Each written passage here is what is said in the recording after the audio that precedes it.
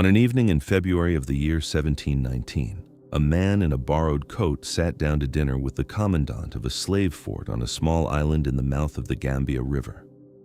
The coat was blue, trimmed with brass buttons that caught the candlelight. The man wearing it had dark hair, a face that witnesses would later describe as handsome in a sharp and slightly dangerous way, and an accent that marked him immediately as Welsh. His name, he said, was Captain Doyle. He commanded His Majesty's ship, Dorian, anchored just beyond the sandbar, and he had come ashore to discuss matters of trade, security, and the protection of English interests along the African coast. The commandant's name was Whitney. He was 43 years old, sunburned and perpetually exhausted by the climate, the isolation, and the grinding administrative burden of running what was essentially a warehouse for human beings at the edge of the known world.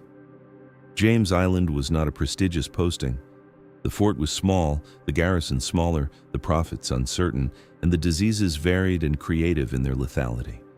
Whitney had buried 2 of his own men in the past month.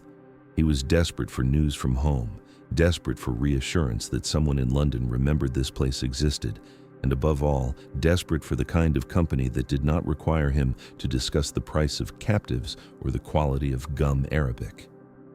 Captain Doyle provided all of this. He was charming. He was well-spoken. He seemed to know exactly which questions to ask and which answers to give. He complimented the wine, which was mediocre. He praised the fortifications, which were crumbling.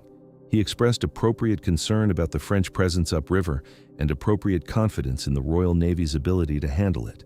He ate sparingly, drank moderately, and when the conversation turned to the war and its progress, he offered the kind of informed but tactful opinions that suggested a man who understood politics without being consumed by them. Whitney liked him immediately. Whitney trusted him almost as quickly. This was a mistake. The man in the blue coat was not Captain Doyle. There was no ship called Dorian. The vessel anchored beyond the sandbar was a sloop of approximately 80 tons, crewed by roughly 60 men, most of whom had been common sailors or petty criminals 6 months earlier, and all of whom were now, by the legal definitions of 4 different European empires, pirates. The man sitting across from Whitney, cutting his meat with borrowed silverware and discussing the intricacies of Anglo-French relations, was a 31-year-old Welshman named Hywel Davis. In 11 months, Davis would be dead, shot through the throat by a Portuguese musket on an island 1,000 miles to the south. In those same 11 months, he would capture more than a dozen ships, take 2 fortified positions through deception alone, accumulate a fortune in gold and trade goods, and train a young sailor named John Roberts in every technique of maritime predation that would later make Roberts the most successful pirate in recorded history. But none of that had happened yet. On this February evening, Davis was simply a man with a borrowed coat, an invented name, and a plan. The plan was simple. The plan was audacious. The plan was, in its own way, a work of art. He was going to steal an entire slave fort by pretending to be someone he was not, and he was going to do it with nothing but words. This is the story of Hywel Davis, a man whose career lasted less than a year and whose name has been almost entirely forgotten. It is the story of piracy as performance, of theft as theater, of violence deferred and displaced by the simple expedient of pretending to be someone else. It is also, inevitably, the story of the man Davis created. Bartholomew Roberts, Black Bart, the pirate who took 400 ships and terrorized the Atlantic for 3 years before his own death in battle off the coast of what is now Gabon. Roberts has been remembered. Roberts has been mythologized. Roberts appears in every serious history of the Golden Age of Piracy, and in most of the unserious ones as well. But the man who taught him, the man who recruited him, trained him, and demonstrated for him every trick of the confidence game that would later define Roberts's career, has been reduced to a footnote, a paragraph, a name that appears briefly before the main attraction takes the stage. This is an injustice. Davis was not a footnote. Davis was a master of a particular and peculiar art, the art of making people believe what they wanted to believe, of stepping into the space between expectation and reality and exploiting it with surgical precision. He understood something that most pirates never grasped, that violence was expensive, that fighting was inefficient, and that a well-performed lie could accomplish what a cannon could not. The sources for his life are fragmentary. The primary account comes from Captain Charles Johnson's A General History of the Pirates, published in 1724, a text whose authorship remains disputed and whose reliability varies wildly from chapter to chapter. Johnson, whoever he was, had access to trial records, newspaper accounts, and what appears to be at least some first-hand testimony from men who sailed with Davis. But he was also a commercial writer, producing a commercial product, and his account is shaped by the conventions of popular narrative. The deaths are dramatic, the speeches are suspiciously eloquent, the villains are villainous, and the heroes are heroic in ways that history rarely permits. Beyond Johnson, we have scattered references in colonial correspondence, a handful of mentions in the records of the Royal African Company, and the trial transcripts of several men who sailed under Davis and were later captured. These documents are administrative. They record what happened without explaining why.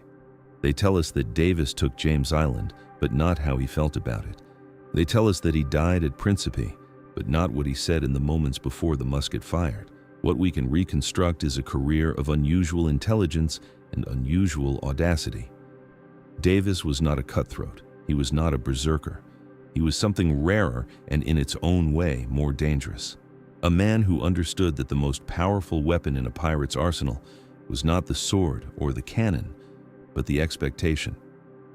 If you looked like a naval officer, people would treat you like one. If you acted like you belonged, people would assume you did.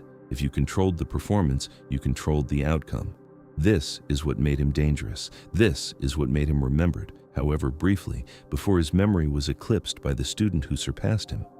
The world that produced Hywel Davis was a world in transition, a world where the boundaries between legitimate commerce and outright theft had never been clearly drawn, and were now blurring further under the pressures of war, economic expansion, and colonial competition. He was born sometime around 1690 in Milford Haven, a deep-water port on the southwestern coast of Wales that had been, for centuries, one of the most important harbors in the British Isles. The haven was vast, nearly 20 miles long, sheltered from Atlantic storms by a labyrinth of inlets and peninsulas. It had sheltered Roman galleys. It had sheltered Viking longships. It had sheltered the fleet of Henry VII when he landed to claim the English crown. By the time Davis was born, it sheltered merchant vessels trading with Ireland, with France, with the ports of the Mediterranean and the coast of Africa. To grow up in Milford Haven was to grow up with the sea as a constant presence, as livelihood, as highway, as threat. The town itself was small, perhaps 2,000 souls, clustered around quays and warehouses that processed fish, grain, wool, and an increasing quantity of goods from the expanding colonial trade. Men from Milford Haven crewed merchant ships, naval vessels, privateers. They sailed to places their grandfathers had never heard of and returned, those who returned, with stories of strange coasts and stranger peoples, of profits made and fortunes lost, of the vast and largely lawless Atlantic that stretched westward to the Americas and southward to the fever coasts of Africa. We do not know what Davis's childhood was like. We do not know his father's occupation, though maritime work seems probable. We do not know when he first went to sea, though it must have been young, 12 or 13 perhaps, as a ship's boy, learning the ropes in the literal sense of that phrase. What we know is that by his late 20s, he was an experienced sailor, competent enough to serve as a mate on merchant vessels engaged in the transatlantic trade. The transatlantic trade, by 1718, meant increasingly one thing: slaves. The Middle Passage was not yet the industrialized horror it would become in the following century. The scale was smaller, the ships fewer, the systems less rationalized. But the trade was already vast, already profitable, and already organized around a triangular logic that determined the careers of tens of thousands of European sailors. Ships left Liverpool, Bristol, London, or in the case of the Welsh ports, sometimes Milford Haven itself, carrying manufactured goods, cloth, iron bars, brass pans, weapons, alcohol, beads. They sailed to the coast of West Africa, where these goods were exchanged for human beings. The The human beings were transported across the Atlantic to the Caribbean or the American mainland colonies, where they were sold for sugar, tobacco, cotton, or currency. The ships then returned to Europe carrying the proceeds of this exchange, and the cycle began again. It was a system of extraordinary brutality, and it was also a system of extraordinary profit. The men who organized it, the merchants and factors and company officers, grew wealthy beyond imagination. The men who crewed the ships grew less wealthy and died at alarming rates from tropical diseases, shipboard accidents, and occasional uprisings among their captive cargo.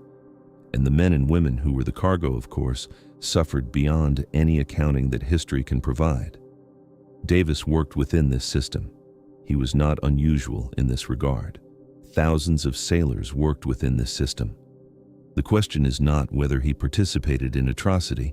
He did, as did virtually every man who crewed a slaving vessel, but whether he thought about it, and if so, what he thought. The sources are silent on this point. They are silent on many points.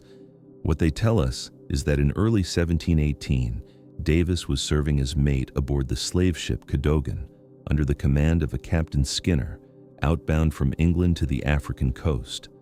They tell us that somewhere in the waters off Sierra Leone, the Cadogan was taken by a pirate named Edward England, and they tell us that Davis, faced with the choice of fighting, dying, or joining the pirates, chose to join. Edward England was not the most famous pirate of the era, but he was among the most interesting. A man whose career was marked by an unusual reluctance to kill, an unusual tendency toward mercy, and an eventual deposition by his own crew for being insufficiently ruthless. He had been operating off the African coast for several months when he encountered the Cadogan, and his standard practice was to offer captured sailors a choice: join the pirates or be set adrift. Most joined. The alternative was not attractive. Davis joined. According to Johnson's account, he did more than join. He impressed. England recognized something in the young Welshman, some combination of intelligence and nerve that marked him as potentially useful. When England's fleet split several months later, Davis was given command of a captured sloop called the Buck and a crew of roughly 50 men. He was a pirate captain now. He was 30 years old. He had 11 months to live, but he did not know that yet. What he knew was that he had a ship, a crew, and a vast and largely undefended coastline stretching before him. The question was what to do with these resources. The question was how to profit from them without dying in the process. And here is where Davis's particular genius began to reveal itself. Because most pirates, given a ship and a crew, would have done the obvious thing: sailed out, found merchant vessels, attacked them, stolen their cargo, and sailed away. This was the standard model. This was how it was done. The flag went up, the guns fired, the merchants surrendered or they didn't, and either way, the matter was settled in an hour or two of violence. Davis looked at this model and saw its limitations. The guns attracted attention, the fighting produced casualties, the captured sailors might identify you, might describe your ship and your crew to the authorities, might turn state's witness if captured themselves. Each engagement was a risk. Each victory was also a potential defeat waiting to happen. What if there was another way? What if you never raised the flag at all? The Royal African Company had been granted a monopoly on English slave trading by Charles II in 1672. By 1719, that monopoly was breaking down under pressure from independent traders, the so-called 10%ers, who paid a fee for the privilege of competing with the company's own operations. But the company still maintained a network of forts and trading posts along the West African coast, from the Gambia River in the north to the Gold Coast in the south. These forts were designed to facilitate trade, not to withstand serious military assault. They had walls, they had cannon, they had small garrisons of European soldiers and company employees. But they were not castles. They were not designed to resist a determined enemy with naval superiority. They were designed to impress African trading partners, to provide a secure location for the storage of goods and captives, and to survive the occasional raid by European competitors or local powers. Their real defense was not their walls, but their isolation. The African coast was far from everything. News traveled slowly. Ships arrived infrequently.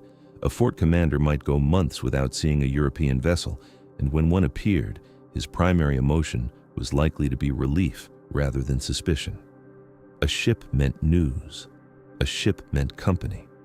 A ship meant a break from the grinding monotony of watching captives die of disease while waiting for the next slaver to arrive. Davis understood this. Davis understood that the commandants of these isolated posts were not expecting pirates. They were expecting traders, naval officers, company men, people who looked and sounded and behaved in predictable ways. If you could perform those expectations, if you could step into the role that the commandant was already expecting to see, then the fortress would not protect him at all. The walls only worked if the enemy came as an enemy. What if the enemy came as a friend? James Island sat in the mouth of the Gambia River, approximately 18 miles from the open sea. It was small, barely 200 yards across at its widest point, and flat and treeless, and in 1719 it contained a fort, a warehouse, a small cemetery, and approximately 30 Europeans in various states of tropical decline. The fort had been established by the Duke of Courland in the 1650s, seized by the English in the 1660s, traded back and forth between European powers several times since, and was now operated by the Royal African Company as a station for the purchase and temporary holding of slaves before their transportation across the Atlantic. The commandant, Whitney, had been in place for 2 years. He had survived dysentery, malaria, and 2 separate disputes with local African traders that had nearly escalated to violence. He was counting the months until his replacement arrived. Davis sailed his sloop, the Buck, up the river on a February afternoon. The ship flew no flag that would identify it as a pirate. The crew had been instructed to remain below decks or to appear busy with ordinary nautical tasks. Davis himself wore the blue coat, possibly taken from a captured naval officer, possibly purchased from a prize vessel, possibly fabricated from whole cloth and brasswork. He had spent the journey upriver rehearsing his story, perfecting his accent, preparing his character. He was not Hywel Davis anymore. He was Captain Doyle of the Dorian. The sloop anchored beyond the sandbar that protected the island's small harbor. Davis was rowed ashore by a crew selected for their ability to look like legitimate sailors rather than the pirates they actually were. He presented himself to the fort's guard with perfect confidence, requested an audience with the commandant, and was escorted inside without incident. Whitney met him in the fort's main hall, a room approximately 20 feet square, whitewashed and sparse, containing a table, several chairs, and a portrait of King George that had already begun to fade in the African humidity. Davis introduced himself. Davis expressed the appropriate pleasantries.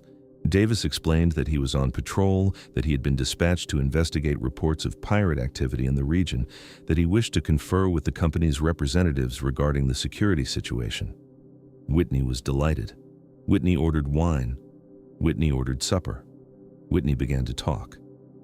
What happened over the next several hours was, in its own way, a masterpiece of social manipulation. Davis listened. Davis nodded.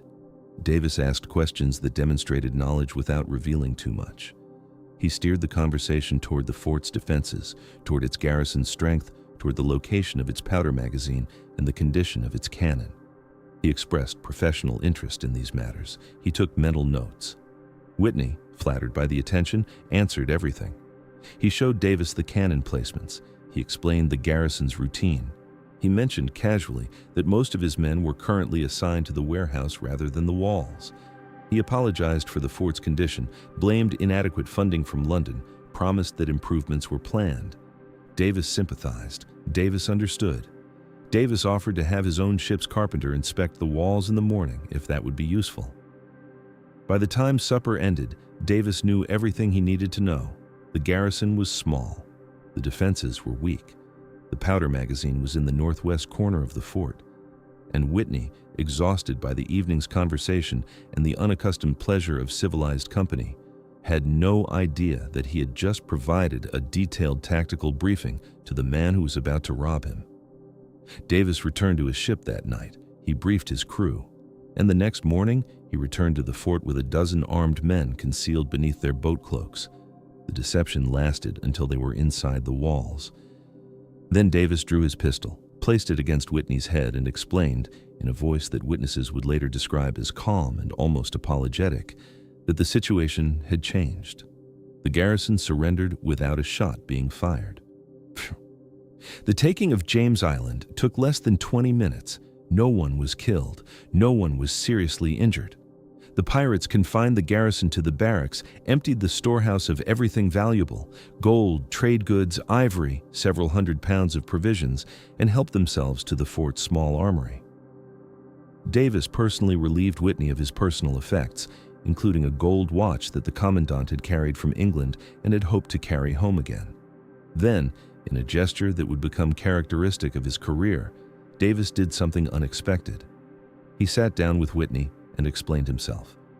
According to Johnson's account, which may or may not be reliable in its details, but which captures something of Davis's character, the Welshman told the commandant that he meant no personal harm, that he had no quarrel with Whitney or with the company, that he was simply a man pursuing profit in a world where the normal channels of profit had been closed to him. He expressed admiration for the fort. He suggested that Whitney, if questioned by his superiors, should emphasize the overwhelming force that had been deployed against him and the impossibility of successful resistance. He was, in other words, providing Whitney with a cover story. He was helping the man he had just robbed maintain his reputation. This was not mercy in the conventional sense. It was something more calculated than that. Davis understood that his technique, the dinner, the deception, the performance of legitimacy, only worked if the victims were not too humiliated to report accurately what had happened. If Whitney told the truth, that he had been duped by a pirate pretending to be a naval officer, then future commandants would be warned, future victims would be suspicious, and the technique would stop working. But if Whitney told a different truth, that he had been overwhelmed by a large and well-armed force, that resistance had been impossible, that he had saved his garrison's lives through prudent surrender, then the essential deception would remain concealed. Davis was protecting his method. He was ensuring that the trick could be played again, and it would be. The Buck sailed south from the Gambia with its hold full of stolen goods and its captain already planning the next performance. Sierra Leone lay ahead, another company trading post, another isolated garrison, another commandant waiting for news from home. But Davis had learned something from James Island. He had learned that the technique worked. He had learned that confidence, combined with the right costume and the right story, could bypass defenses that no amount of firepower could overcome. And he had learned, though he may not have articulated it in these terms, that the Atlantic world of 1719 was a theater, and that the men who ran its remote outposts were, in their own way, actors waiting for their cues. The commandant at James Island had wanted to believe that Davis was a naval officer. He had wanted company, conversation, reassurance that the Empire remembered him. He had wanted the world to make sense in the way he expected it to make sense, and so he had not questioned the evidence in front of him. He had not asked to see credentials. He had not verified the existence of a ship called Dorian or a captain called Doyle. He had seen a man who looked right and sounded right and behaved right, and he had believed. This was the weakness that Davis had discovered. Not the walls, not the cannon, not the garrison. The weakness was the human need for pattern, for expectation, for the comfort of believing that the world worked the way it was supposed to work. And Davis, sailing south toward Sierra Leone with the February sun on his face and the African coast sliding past to port, was already designing the next variation on the theme. He had 11 months left to live. He had a young sailor named John Roberts aboard who was watching everything. And the Portuguese governor of Príncipe, 1,000 miles away, was going about his daily business without any idea that he would be the one to end this particular performance, and that he would do it by running the same confidence game in reverse. But that was still months away. For now, there was only the sea, the coast, the next island, the next uniform, the next dinner, the next lie. The waters off the Sierra Leone Peninsula were different from the Gambia, deeper, rougher, more exposed to the open Atlantic swells that rolled in from the west. The coastline here was greener, more mountainous, the forest pressing down to the water's edge in places where no European had ever walked. The Portuguese had called it Serra Leoa, the Lion Mountains, supposedly for the way the thunder echoed off the peaks during the rainy season, roaring like a beast announcing its territory. By 1719, the English had established a trading post at the mouth of the Sierra Leone River, a smaller and more modest operation than James Island, but serving the same essential function. This was the coast that would later become synonymous with the slave trade's abolition, where freed captives would be resettled and where the city of Freetown would rise as a monument to a conscience that arrived far too late. But in the third decade of the 18th century, there was no Freetown. There was only the factory, the trading post, and the men who ran it, and the endless procession of captives being marched from the interior to the coast. Davis approached this factory in March, approximately 3 weeks after leaving the Gambia. He had refined his technique. The coat was the same, but the story was different. He was not a naval officer this time. He was a merchant captain, the master of a trading vessel seeking to purchase slaves for transport to the Caribbean. He had gold. He had goods. He wished to discuss terms. The factor at Sierra Leone, a man named Plunkett, according to some accounts, received him with professional courtesy.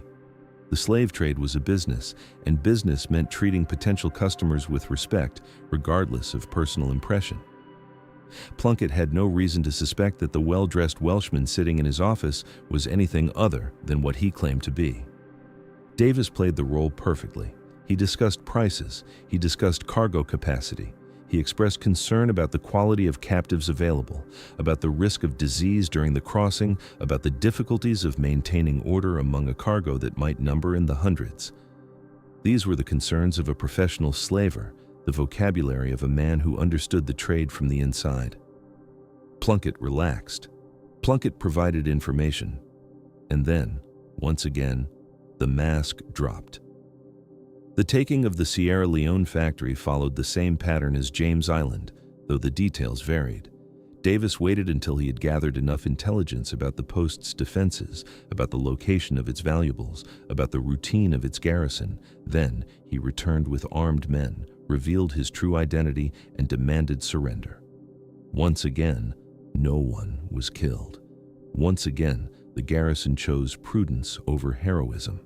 And once again, Davis stripped the post of everything portable: gold dust, trade goods, provisions, weapons, before sailing away into the Atlantic haze.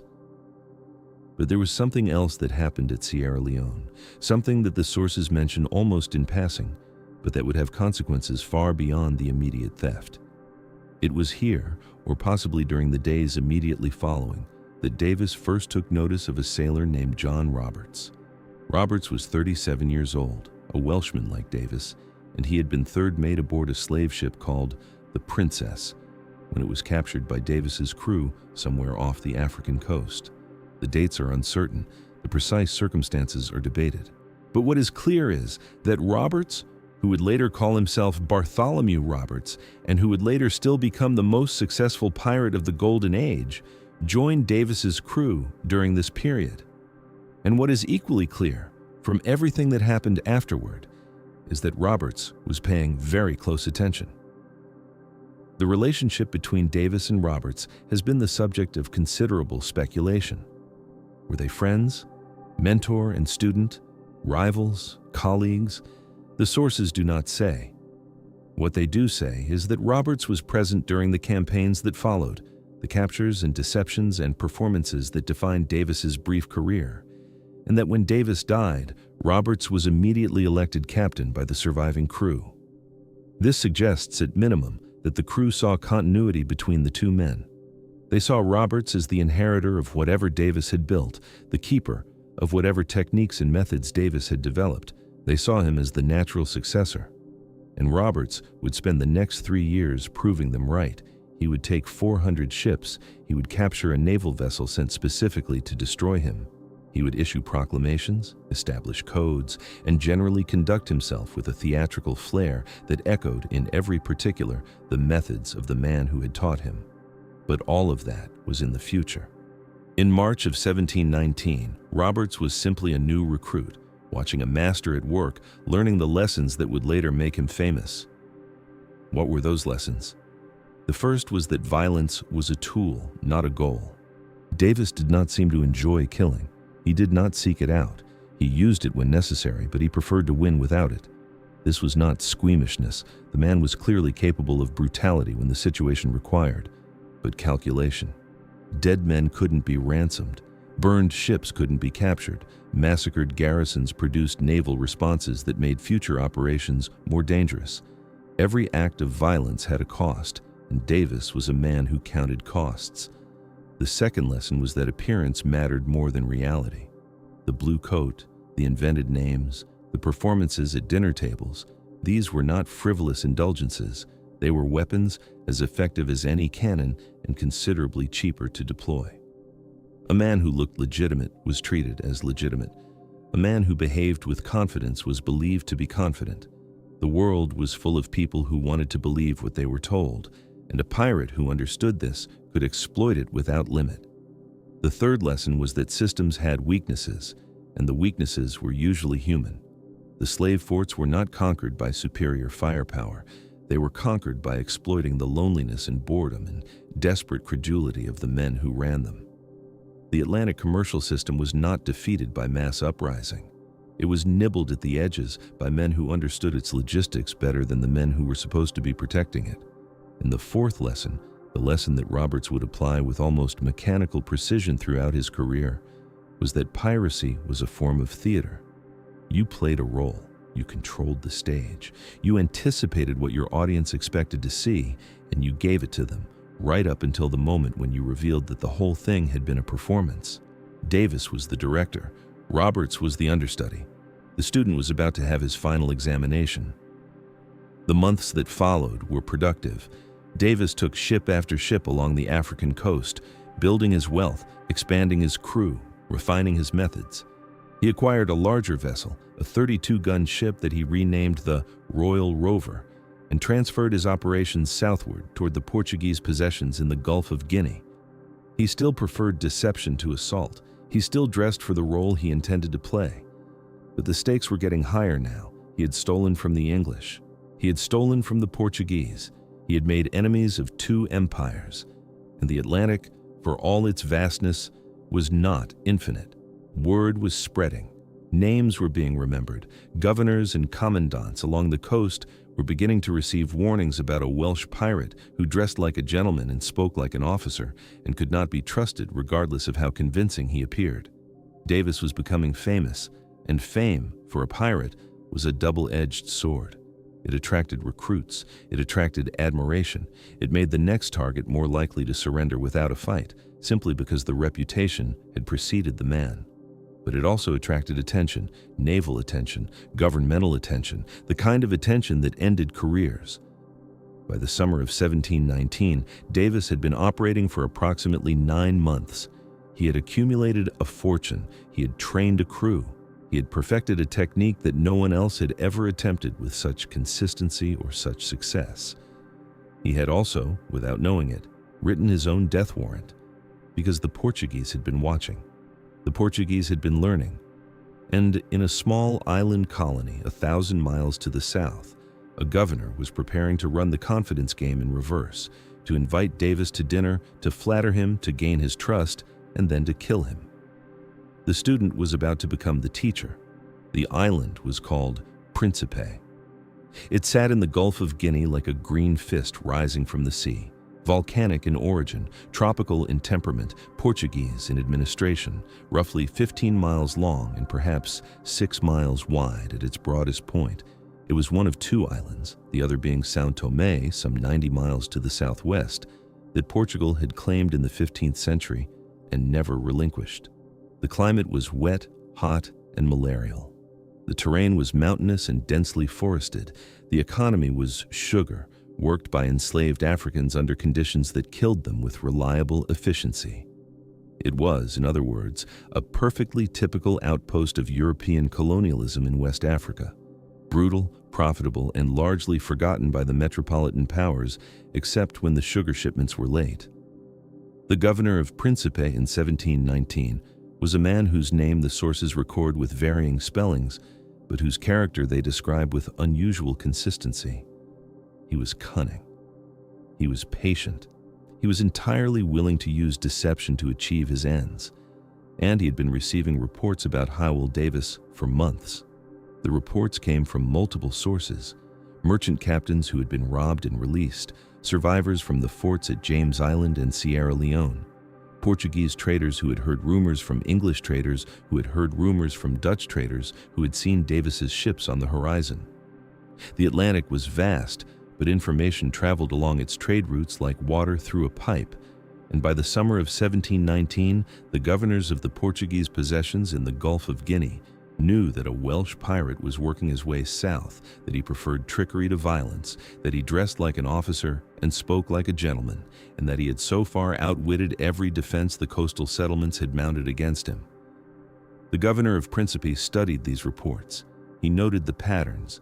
He observed that Davis's technique relied on a specific set of assumptions, that the targets believed what they saw, that they trusted the social signals of clothing and manner and speech, that they wanted so desperately to believe they were dealing with a legitimate officer that they would overlook the inconsistencies in his story. The governor recognized this technique because it was, in essence, a confidence game. And confidence games, the governor understood, could be run in both directions. The question was not whether to deceive Davis. The question was how. The answer came from the structure of Davis's own method. The pirate succeeded because he understood what his targets expected to see. He gave them the blue coat and the officer's manner and the plausible story, and they saw what they wanted to see. The governor would do the same thing in reverse. He would give Davis what Davis expected to see: a vulnerable colonial outpost, an isolated governor desperate for company and protection, a man who could be flattered and manipulated and ultimately robbed. He would play the role of the perfect victim. And when Davis lowered his guard, believing he was the predator, the governor would reveal that the whole thing had been a performance. It was, in its way, a kind of tribute, the student honoring the master by using his own techniques against him. Davis arrived at Príncipe in early June 1719. The royal rover anchored in the harbor in the late morning, when the tropical sun was already brutal and the air was thick with humidity. The island rose from the water in a tumble of green slopes, the vegetation so dense that the interior was invisible from the shore. The settlement, if it could be called that, consisted of a small fort, a cluster of administrative buildings, a church, and the sugar works that were the island's entire reason for existing. Perhaps 300 Europeans lived on Príncipe, vastly outnumbered by the enslaved population that worked the plantations. It was, by any reasonable assessment, an easy target. Davis was flying English colors. The ship was flying English colors. The boat that rowed toward shore was flying English colors, and the man who stepped onto the wooden dock was dressed, as always, in the costume of a Royal Navy officer: blue coat, white breeches, buckled shoes, tricorn hat. His manner was easy, his smile was warm, and his story was already prepared. He explained to the Portuguese officials who met him at the dock, the captain of an English man-of-war on patrol against pirates. He had heard that a notorious Welsh pirate named Davis was operating in these waters, and he wished to pay his respects to the governor and to offer whatever assistance the English Navy could provide in protecting Portuguese commerce against this threat. He spoke with the confidence of a man who had delivered this speech a dozen times before, which, of course, he had. The officials listened. They nodded. They expressed their gratitude for English cooperation in the struggle against piracy. And then they invited the captain to dine with the governor that evening. Davis accepted. He had done this before: James Island, Sierra Leone, half a dozen other ports. The dinner was always the same: wine and conversation and the gradual accumulation of trust, followed by the swift and surgical extraction of whatever the target possessed that was worth taking. The formula had worked every time. There was no reason to believe it would not work again. What Davis did not know, could not have known, was that the officials who met him at the dock had already received their instructions. The governor had anticipated exactly this approach. The invitation to dinner was not hospitality. It was the first move in a counter-deception that had been planned for weeks. The governor was running the confidence game in reverse. The dinner took place in the governor's residence, a stone building that had been constructed to withstand both the climate and the periodic attacks that every colonial outpost in the region had learned to expect. The walls were thick, the windows were small, The furniture was European, shipped at great expense from Lisbon, and already beginning to rot in the tropical humidity. Candles burned in iron sconces, casting shadows that moved with the drafts that found their way through every gap in the masonry. Davis arrived with a small entourage, 2 or 3 officers from his crew, men he trusted to maintain the pretense. They wore clean clothes. They carried themselves with what they imagined was military bearing. They had rehearsed their stories. The governor greeted them with warmth and led them to a table that had been set with the best the island could offer: roasted pork, tropical fruits, bread that was only slightly stale, wine that was only slightly vinegared. By the standards of Príncipe, it was a feast. The conversation followed the expected patterns. The governor expressed his gratitude for English naval presence in the region. Davis expressed his concern for Portuguese commerce. Both men discussed the pirate menace with the kind of theatrical gravity that the situation seemed to require. The wine was poured, toasts were made, stories were exchanged. The atmosphere was convivial, almost festive. Davis was performing. He was giving the governor exactly what he believed the governor wanted to see: a confident, capable, legitimate officer who could be trusted and relied upon. He was watching for the signs of credulity, the softening of suspicion, the moment when the target would reveal the information he needed: the location of the treasury, the strength of the garrison, the schedule of the next supply ship. What Davis did not realize was that the governor was performing too. The governor had studied the reports. He knew that Davis's technique depended on building trust before striking. He knew that the pirate would expect to be flattered, to be believed, to be made comfortable. So the governor gave him exactly that. He laughed at Davis's jokes. He nodded at Davis's observations. He expressed admiration for the English Navy and concern for the threat that pirates posed to honest commerce. He was, in every visible way, the perfect target: isolated, credulous, grateful, and vulnerable.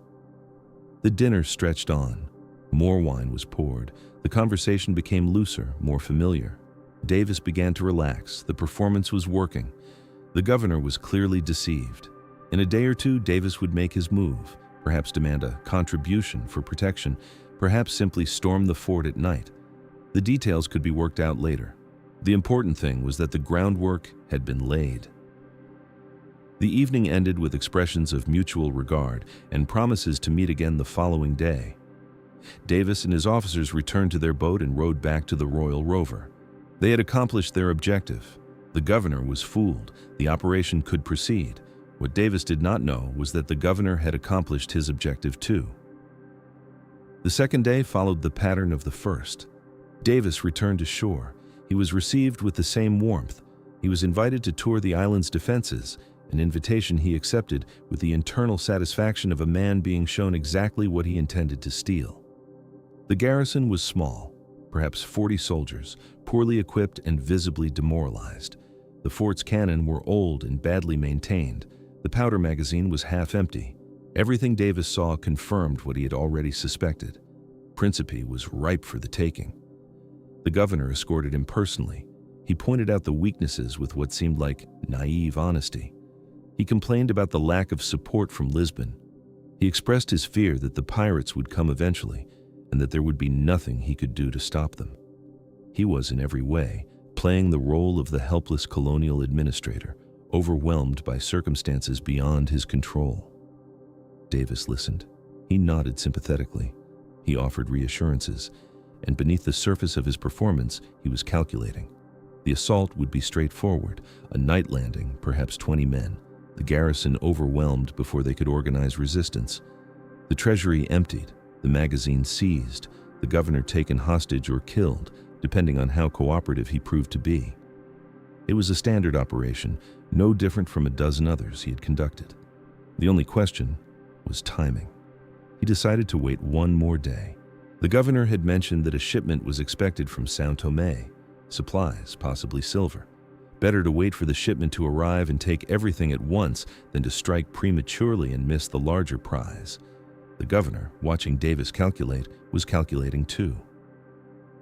The third day was when the trap was sprung. Davis came ashore in the morning, as he had on the previous 2 days. He was accompanied by a larger group this time, perhaps a dozen men, the core of his trusted crew. They were armed, but casually so. The weapons were visible but not brandished. This was still, officially, a diplomatic visit. The pretense was still being maintained. The governor met them at the dock. He was smiling. He expressed his delight at seeing the captain again. He mentioned that he had arranged a special entertainment for the evening, a banquet more elaborate than the previous dinners to celebrate the friendship between England and Portugal. He hoped the captain would attend. He hoped the captain would bring his officers. Davis accepted. Of course he accepted. The invitation was perfect. A banquet would provide the ideal opportunity to finalize his assessment of the settlement's defenses, to identify the location of the treasury, to select the optimal moment for the assault. The governor was making it easy for him. Too easy. If Davis noticed the trap, he gave no sign of it. Perhaps he was too confident in his own methods. Perhaps he had succeeded so many times that failure had become unimaginable.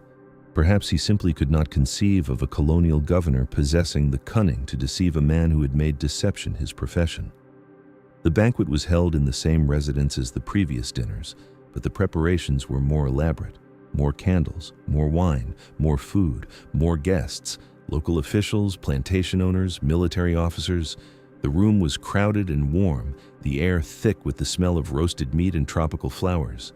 Davis and his officers took their places at the table. They ate, they drank.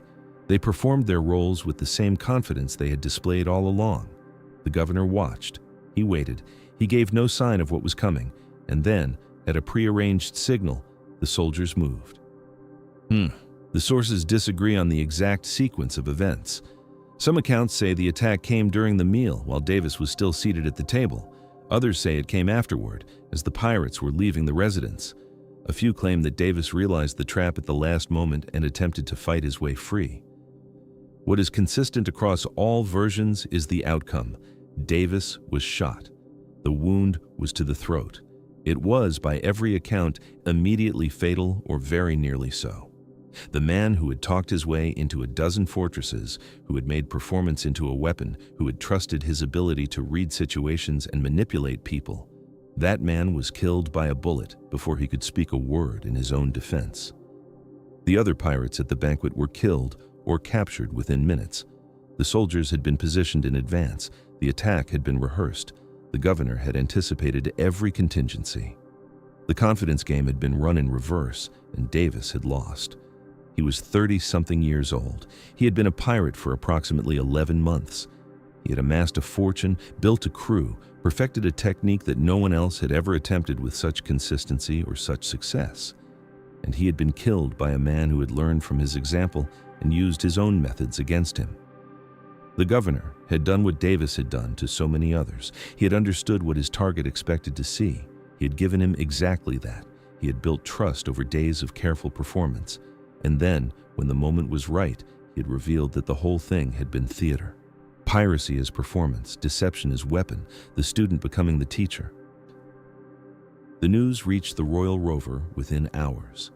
The crew had been waiting at anchor, expecting their captain to return with the usual report of success, the usual plan for assault, the usual promise of plunder. Instead, they received word that Davis was dead, that the officers who had accompanied him were dead or captured, and that the Portuguese garrison was now on high alert and preparing for any attempt at retaliation. The crew was, by this point, approximately 200 strong. They had weapons, they had experience, they had every capacity to mount an assault on the island and avenge their captain's death. Some of them wanted exactly that. The rage was real. The desire for revenge was genuine, but vengeance required leadership, and leadership required a captain.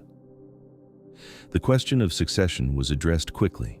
The crew gathered, names were proposed, votes were taken, and the man who emerged from that process, the man who would inherit Davis's ship, Davis's crew, Davis's methods, and Davis's reputation, was the same man who had been watching and learning for 11 months. His name was Bartholomew Roberts. He was approximately 37 years old. He had been a third mate on a slave ship before his capture and conversion. He had witnessed every dinner, every performance, every successful deception that Davis had conducted. He had absorbed the lessons, he had understood the principles, and now, with his mentor dead and the crew looking for someone to lead them, he was ready to apply what he had learned, The election was held according to pirate custom. Every man had a vote, every man had a voice.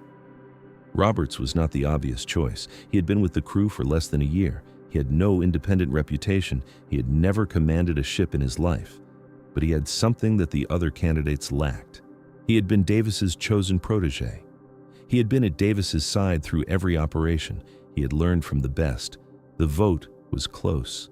The debate was heated. But in the end, Roberts won.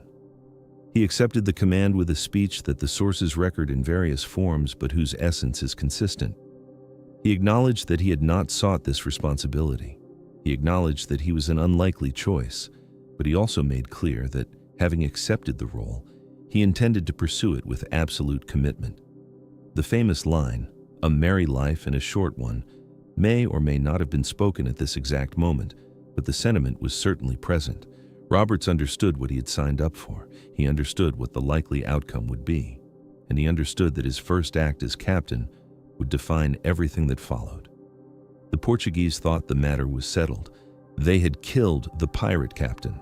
They had captured or killed his officers.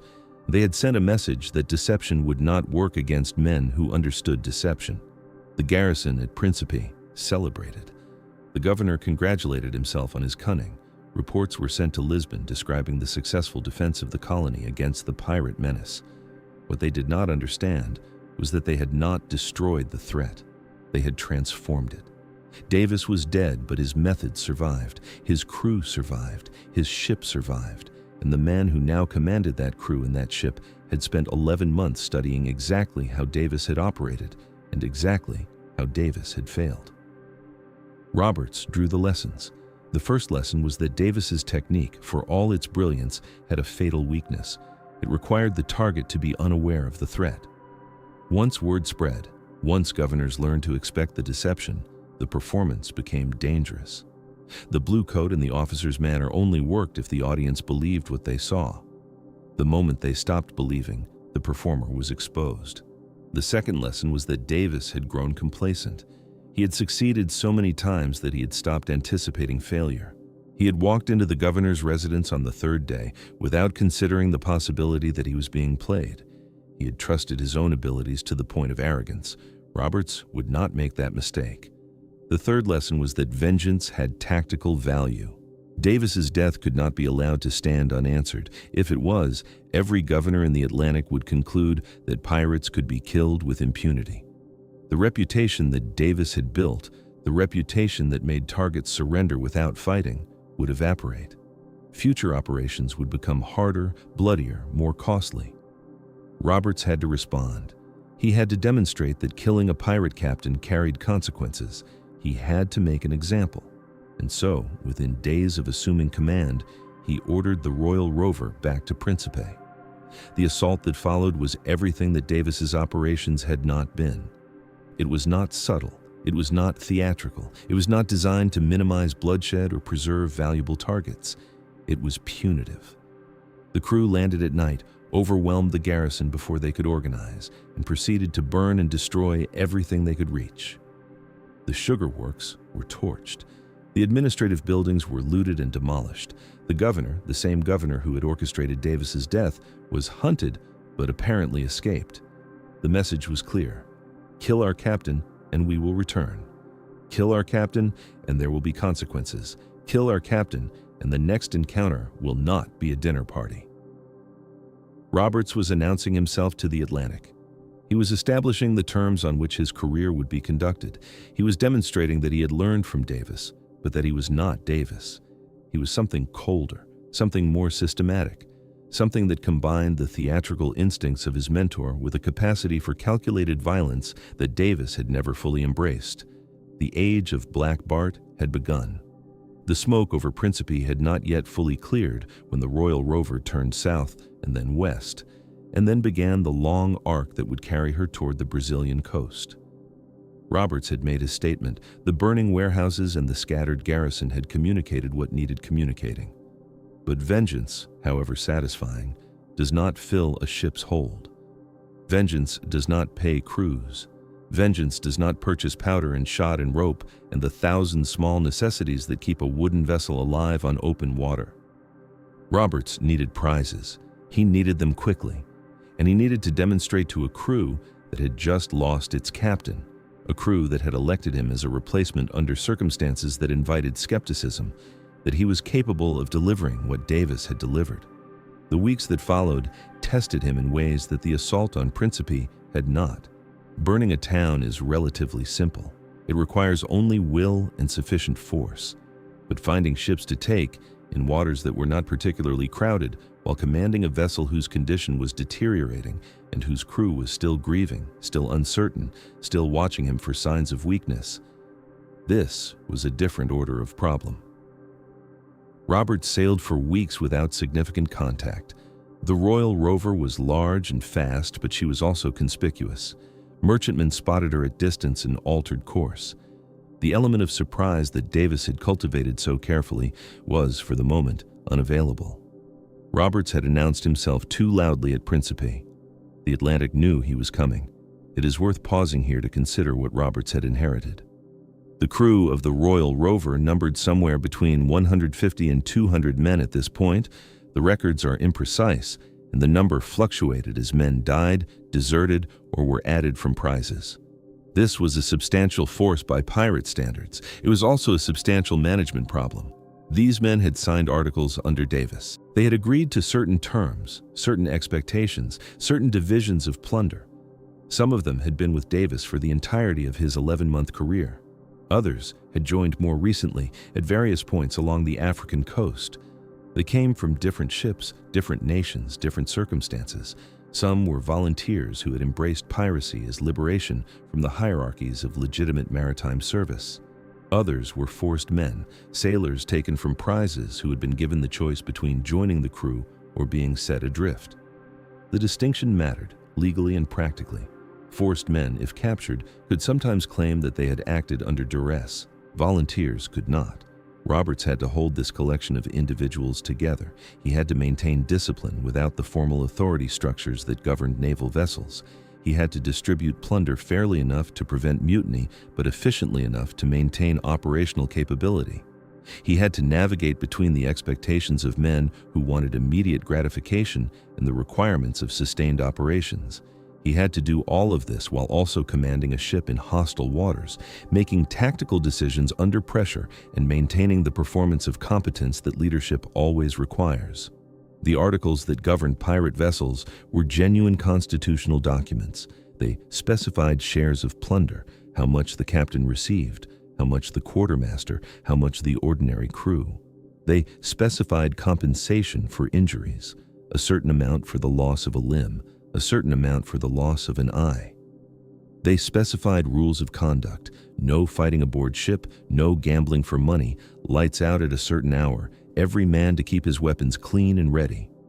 They specified decision-making procedures: when the crew voted, when the captain commanded, how disputes were resolved.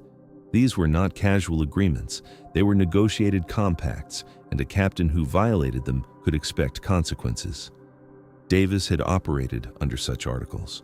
Roberts inherited them, modified them, and would eventually establish his own version that became famous in its own right.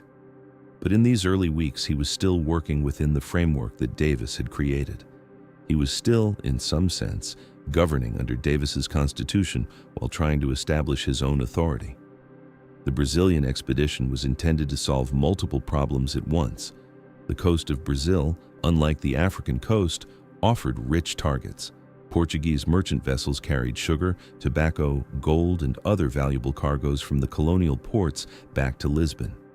The convoy system that protected Spanish treasure fleets was less rigorously applied to Portuguese commerce. Individual ships, sometimes richly laden, sailed without adequate escort. Moreover, the distances involved meant that news traveled slowly. Word of the Royal Rover's activities on the African coast would take months to reach Brazilian waters.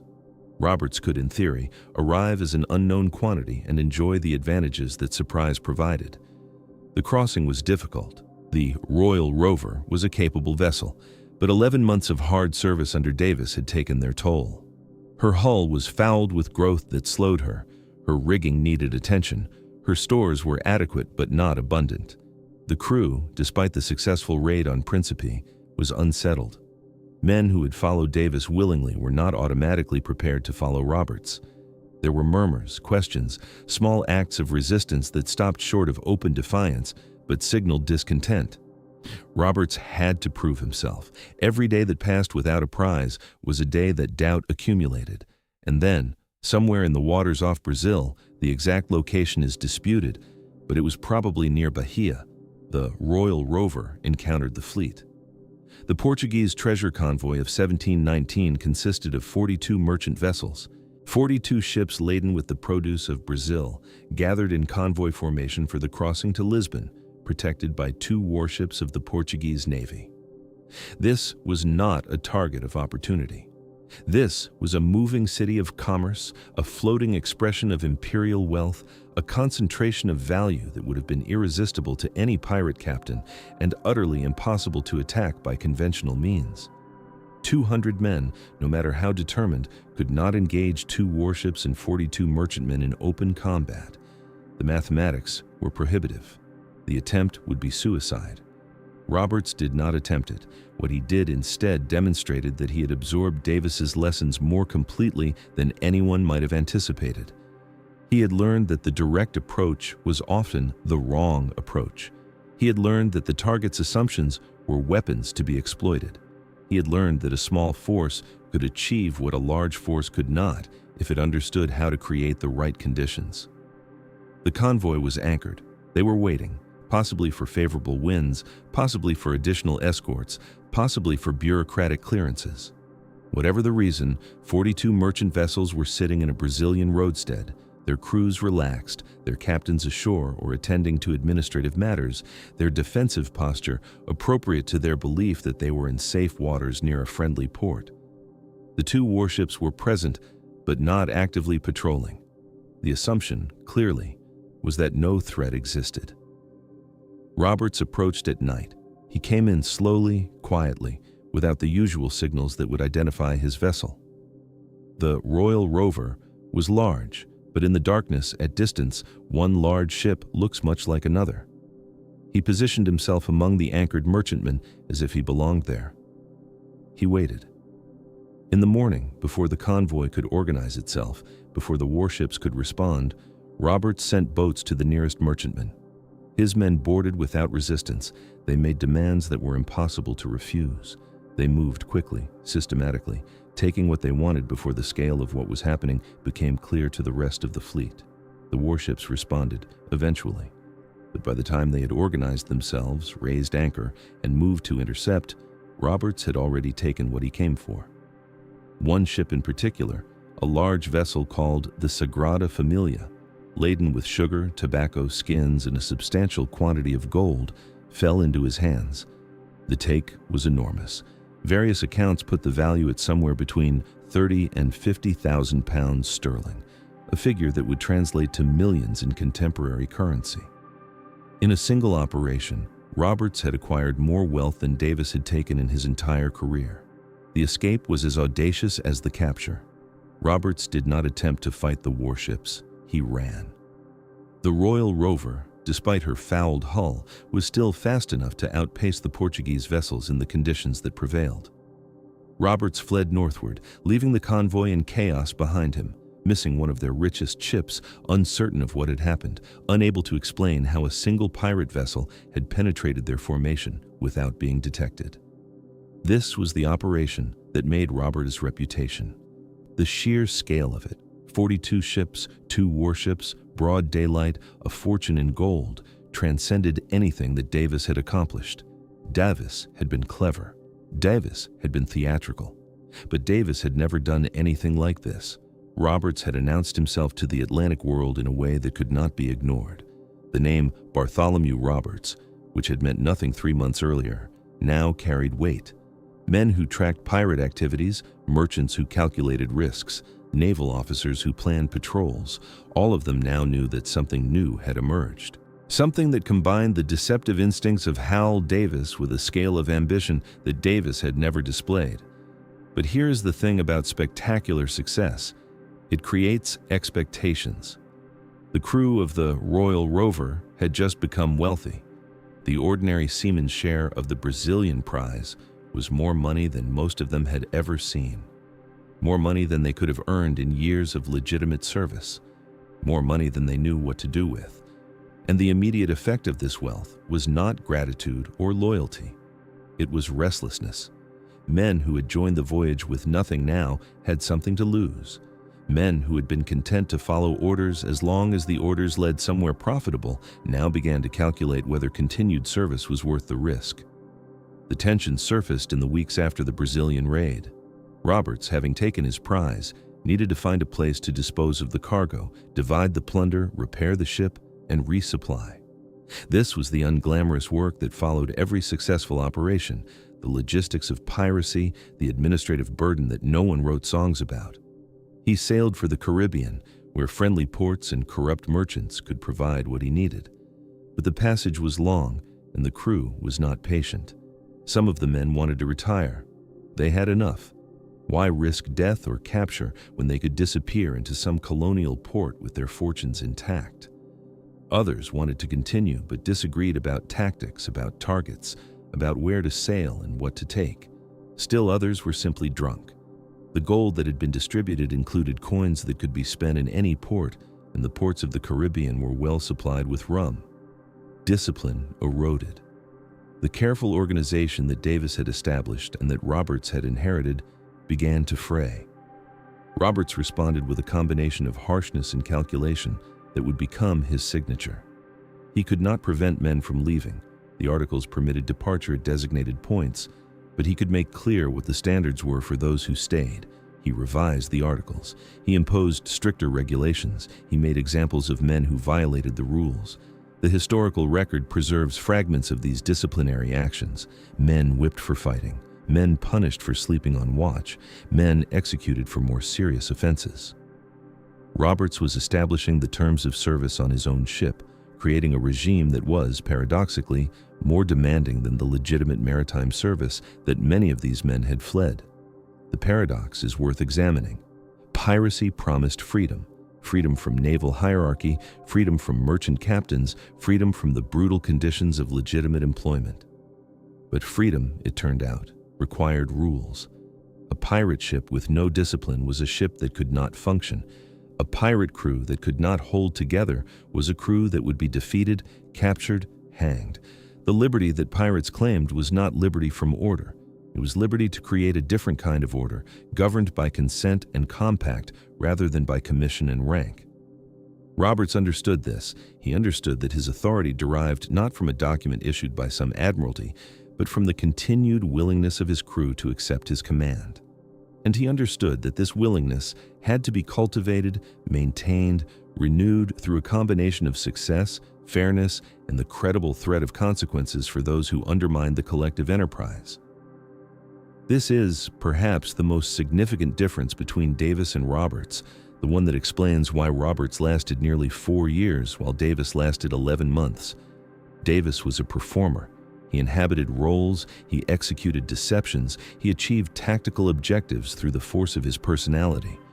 But he was not, fundamentally, an organizer. He did not build systems. He did not create structures that could survive his absence.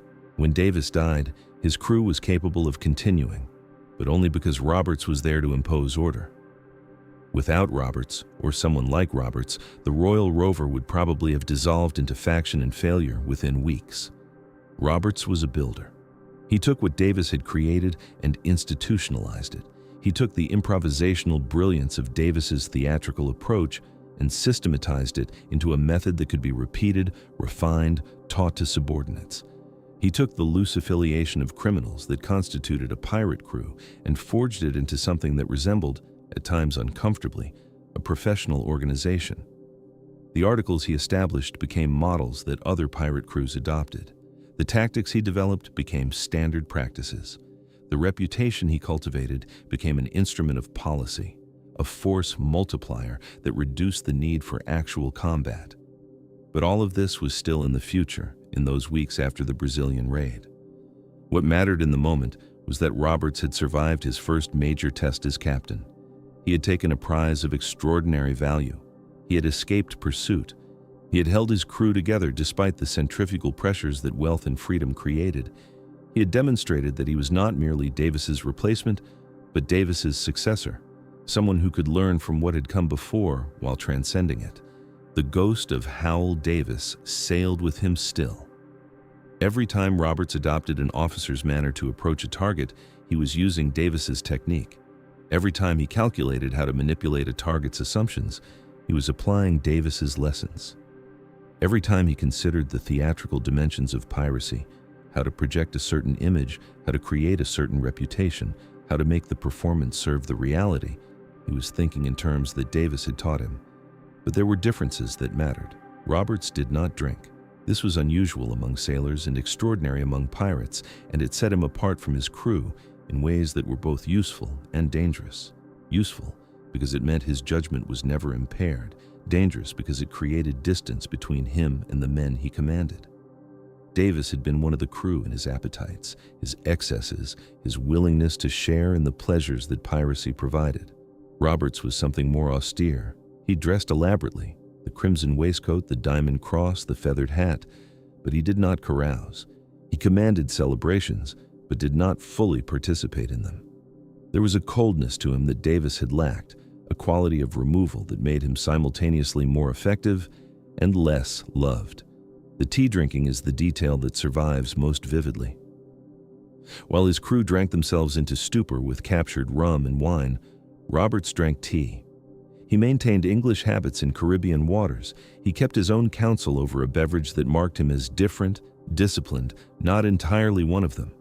It is a small detail, but it captures something essential about the man. He was a professional operating in an amateur's world. He brought organizational sensibilities to an enterprise that most participants treated as an extended spree. He thought in terms of systems while those around him thought in terms of moments.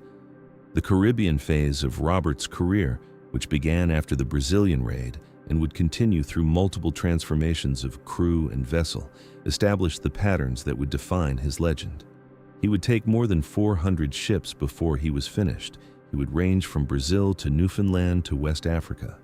He would terrorize the shipping lanes of 3 continents, and throughout all of it, he would carry the lessons that Davis had taught him, lessons about performance, about assumption, about the power of theater in an enterprise that most people understood only as violence.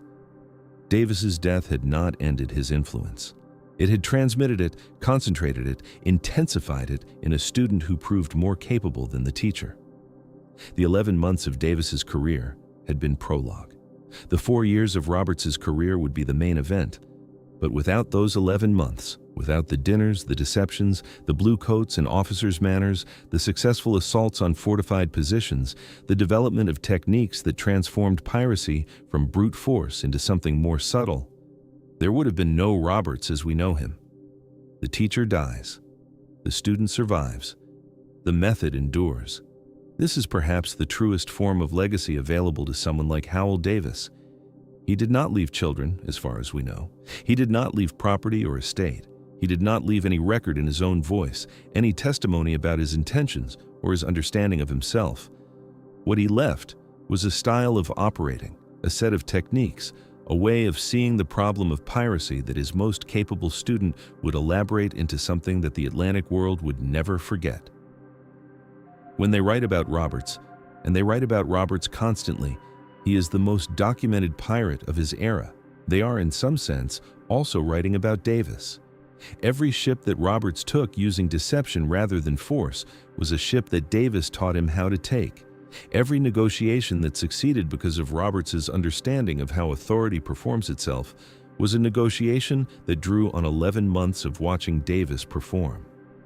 The crimson waistcoat that Roberts wore into battle echoed the blue coat that Davis had worn into dinner with Portuguese governors. The echo was not accidental. Roberts understood, as Davis had understood before him, that clothing was a weapon more powerful than cannon. A ship approaching under false colors could be recognized, could be challenged, could be fired upon before it came within boarding range. But a man dressed as authority itself, a man whose silhouette spoke of command, whose bearing announced legitimate power, that man could walk through doors that cannon could never breach. The lesson had been taught at James Island, at Sierra Leone, at a dozen lesser encounters where Davis had demonstrated that the costume preceded the conquest. Roberts absorbed the lesson so thoroughly that he improved upon it, adding his own flourishes, his own innovations, his own understanding of what specific kinds of display communicated to specific kinds of audiences. But we have moved ahead of ourselves. We have followed the student into the years that followed the teacher's death. We must return now to the teacher himself, to the final weeks of Hywel Davis's career, to the chain of events that led him from Sierra Leone to Príncipe, and from Príncipe to a shallow grave dug hastily by men who had followed him into one deception too many. The passage from Sierra Leone to Príncipe was not inevitable. Davis had options. He had, by this point, accumulated substantial wealth, though precisely how much is impossible to determine, since pirate treasures exist mostly in legend, and the actual distribution of captured goods was messy, immediate, and poorly documented. He had a seasoned crew, vessels capable of crossing any water in the Atlantic basin, and enough reputation to be welcomed at various havens where pirates could sell their goods and resupply without fear of immediate arrest. He could have sailed for Madagascar, where dozens of pirates had established themselves in something approaching permanent settlement. He could have returned to the Caribbean, where the maze of islands and the competing jurisdictions of English, French, Spanish, and Dutch authorities made pursuit difficult and escape easy. He could have attempted what a few pirates of his era actually managed: retirement, disappearance into the anonymity of some colonial port, a new name and a quiet ending. He chose none of these things. He chose Príncipe. Why? The sources do not tell us directly, but we can infer from the logic of his situation. Príncipe was a provisioning stop, a place where a ship could take on water and food and make repairs before the long voyage north or south. It was also a slave trading station, which meant it held goods that pirates valued, not only the human cargo itself, which some pirates sold and others refused to touch, but the trade goods used to purchase that cargo: textiles, weapons, rum, manufactured items from Europe that fetched high prices in West African markets. A successful raid on Príncipe could resupply Davis's operation for months. It could also demonstrate, one more time, that the techniques which had worked at James Island and Sierra Leone could work anywhere, that there was no fortified position, no governor's mansion, no concentration of armed men that could not be overcome by a sufficiently bold performance. There was ego in the decision, certainly. Davis had succeeded so consistently that he may have begun to believe his own mythology, to assume that the pattern would hold indefinitely, that he had discovered some fundamental principle of human gullibility that would never fail him. This is the trap that awaits all successful confidence artists. The very success of the technique creates the illusion that it is infallible, that it operates by laws as reliable as gravity. The con artist begins to believe they are seeing reality more clearly than their marks, that their understanding of human nature gives them a permanent advantage that cannot be countered. What Davis did not account for, what he perhaps could not account for given his own blind spots, was that the Portuguese governor of Príncipe might be playing the same game. The governor's name appears variously in the sources. Some call him unnamed, others provide a name that may or may not be accurate. What matters is not his identity but his understanding. He was not a fool. He was not a trusting colonial administrator taken in by an obvious ruse. He was a man who had heard about what happened at James Island. He had received reports, formal or informal, about the audacity of this particular pirate captain, about his willingness to walk directly into fortified positions and talk his way to victory. The governor had time to think. He had time to plan. And he decided that the appropriate response to a theatrical pirate was not to refuse the performance, but to stage one of his own. This is the terrible symmetry of the Príncipe trap. Davis was not caught because he was incautious. He was not caught because his disguise slipped or because some crew member gave away the game. He was caught because he encountered someone who understood exactly what he was doing and who was willing to use that understanding as a weapon. When Davis arrived at Príncipe, the precise date is unclear, but it was sometime in the late spring or early summer of 1719. He employed his standard approach. He raised friendly colors, sent a boat ashore with officers dressed in their finest stolen clothing, and requested the governor's permission to take on supplies. He presented himself once again as the captain of a legitimate vessel engaged in legitimate trade. He was courteous, Formal, elaborately polite, he displayed all the mannerisms that had served him so well at previous stops. The governor invited him to dinner. Here, we must pause and consider the exquisite cruelty of what was about to unfold. The governor knew, or strongly suspected, that the men who had come ashore were pirates. He knew the standard pattern of their operations. He had every reason to arrest them immediately, to overwhelm them with force while they were ashore and vulnerable, to send armed men to capture their ships while their captain was on land. Instead, he chose to play along. He chose to be the perfect mark, the welcoming host, the gullible colonial official who saw nothing suspicious in a heavily armed vessel appearing unexpectedly in his harbor. This was not mercy. This was theater answering theater, deception responding to deception. The governor wanted Davis to relax. He wanted Davis to believe the con was working. He wanted Davis to return to shore again and again, bringing more of his officers, exposing more of his crew to capture. He was running the same patience play that Davis himself had run at James Island, extending the performance, deepening the target's confidence, waiting for the moment of maximum vulnerability. The sources provide varying accounts of what happened next. Some suggest there were multiple dinners, multiple visits ashore, a gradual building of false trust over several days. Others compress the timeline, suggesting that the trap was sprung on the second or third visit. What all accounts agree upon is the basic structure of what occurred. Davis returned to the governor's residence with a small party of his officers, expecting to finalize arrangements for provisioning. He walked into what he believed was a negotiation. It was an ambush. The Portuguese had hidden soldiers in the building. Some accounts say in the dining room itself, behind curtains or in adjoining chambers. When Davis and his men were seated, when they had set aside their weapons in the customary gesture of trust between host and guest, when they were at maximum disadvantage, the soldiers emerged. What happened next was brief and brutal. Davis reached for a weapon, his own pistol or a knife, or perhaps a sword that he had not fully surrendered. The accounts differ. What they agree upon is the wound. He was shot through the throat. The bullet tore through the tissue that gave him speech, that had allowed him to talk his way into fortresses and out of danger, that had been the instrument of every deception he had ever performed. The irony is too perfect to be accidental, too literary to be entirely trusted, and yet multiple sources confirm it. Hywel Davis, the pirate whose weapon was his voice, died with his throat destroyed. He did not die immediately.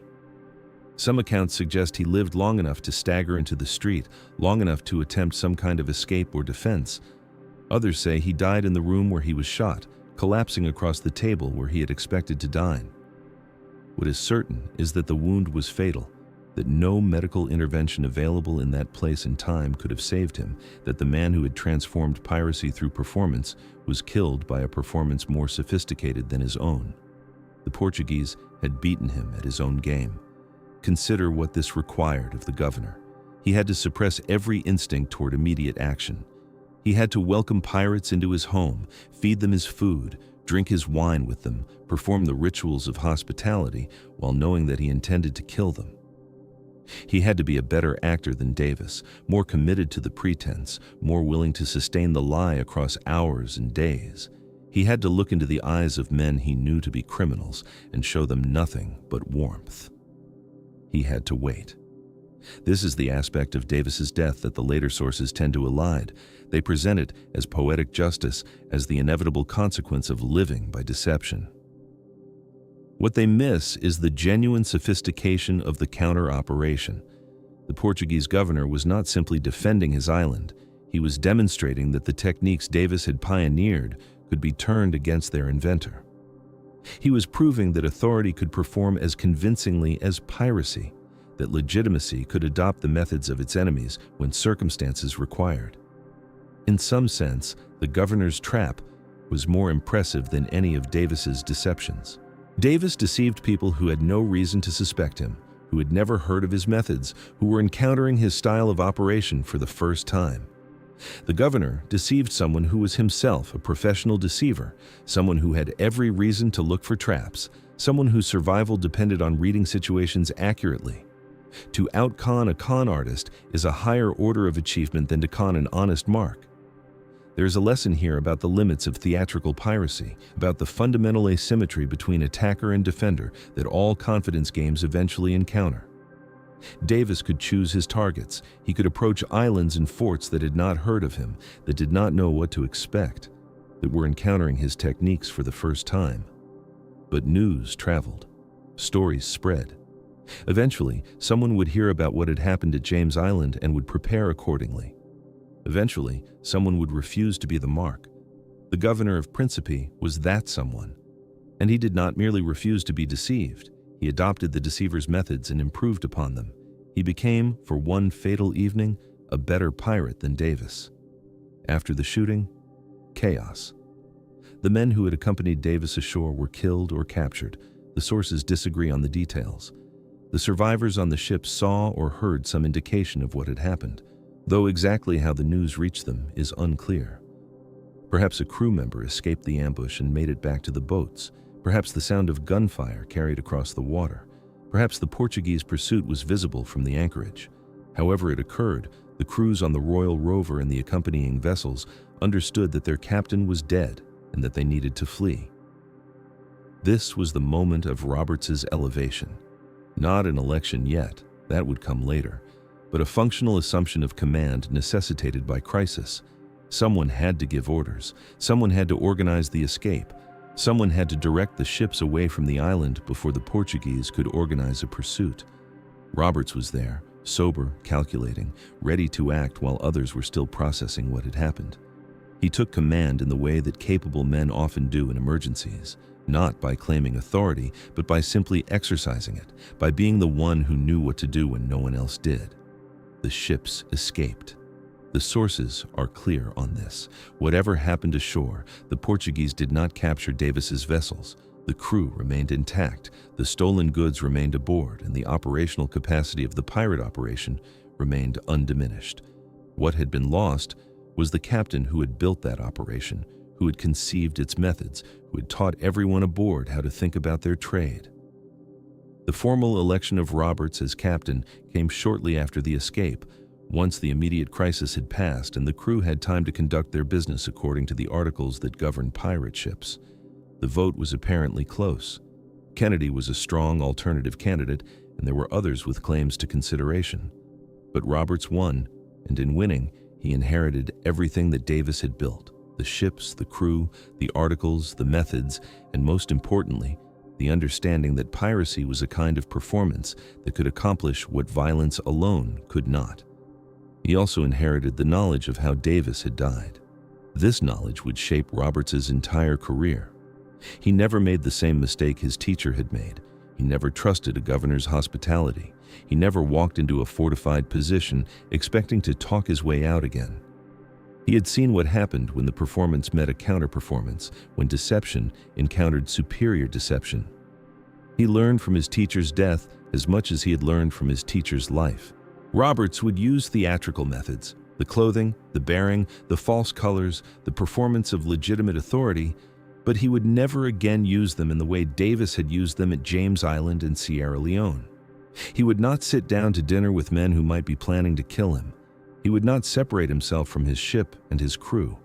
He would maintain the operational flexibility that had saved him at Príncipe, the ability to flee when circumstances turned against him, the refusal to be trapped by his own success. In a sense, Davis's death was his final lesson. It taught Roberts the limits of the method, the point beyond which theatrical piracy became suicidal overconfidence. A good student learns from the master's successes. A great student learns from the master's failures. Roberts was a great student, but we must return for a moment to the body on the floor of the governor's residence. To the man who had, 11 months earlier, been a second mate on a slave ship with no particular prospects, who had risen through audacity and performance to command a pirate fleet, who had pioneered methods that would shape Atlantic crime for the next decade. What remains of Hywel Davis? No grave marker as far as we know. No monument on Príncipe, where the Portuguese would hardly have celebrated a pirate's death by memorializing it. No portrait, no personal papers, no testimony in his own voice. He exists only in the records of those who witnessed his career from outside.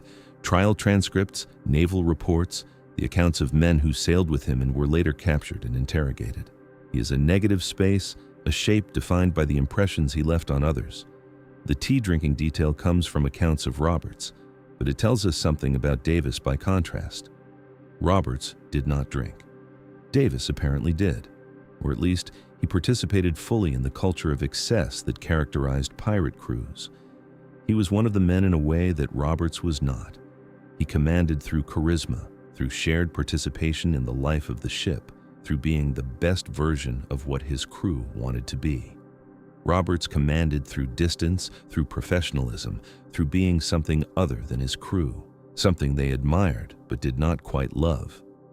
This difference may explain why Davis is forgotten while Roberts is remembered. Roberts had 4 years to develop his legend. He had hundreds of captures, dramatic encounters, theatrical gestures that entered the historical record. Davis had 11 months.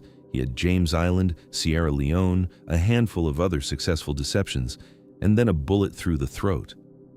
He did not have time to become mythological. And yet without him, there is no Black Bart as we know him.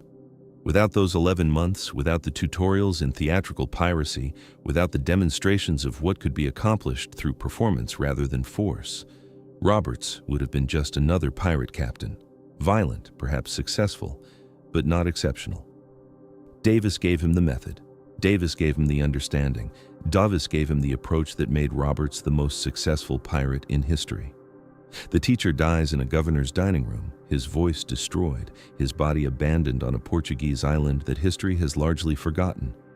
The student sails on, wearing crimson instead of blue, drinking tea instead of rum, carrying the lessons forward into a career that will eclipse the teacher's by every measurable standard. This is legacy as it actually operates, not as monument or memory, but as transmitted technique, as method passed from one practitioner to another, as a style of operating that outlives its inventor. Príncipe swallowed Davis whole. The island took his body, his name, his story, and returned nothing. Somewhere on that volcanic outcrop, in soil that has long since been built over or washed away, whatever remained of Hywel Davis decomposed and vanished. No one searches for his grave. No one marks the anniversary of his death. No one but specialists knows that he existed. But the method persists. The crimson waistcoat, the theatrical approach, the understanding that the Atlantic was a stage and that the most successful pirates were the best performers. All of this survived the bullet that destroyed his throat. The question that historians cannot answer, because the sources do not permit it, is what Davis might have become if the ambush had gone differently. 11 months had produced James Island, Sierra Leone, a string of successful captures, and a working method that no one else had yet systematized. What would 24 months have produced? 48? Would Davis have eclipsed Roberts himself, given time enough to compound his innovations? This is counterfactual history, the kind of speculation that serious scholars distrust and popular writers overindulge. But it is worth a moment's consideration, if only to understand what was lost in that dining room. Davis had demonstrated in less than a year that he could take fortified positions without firing a shot.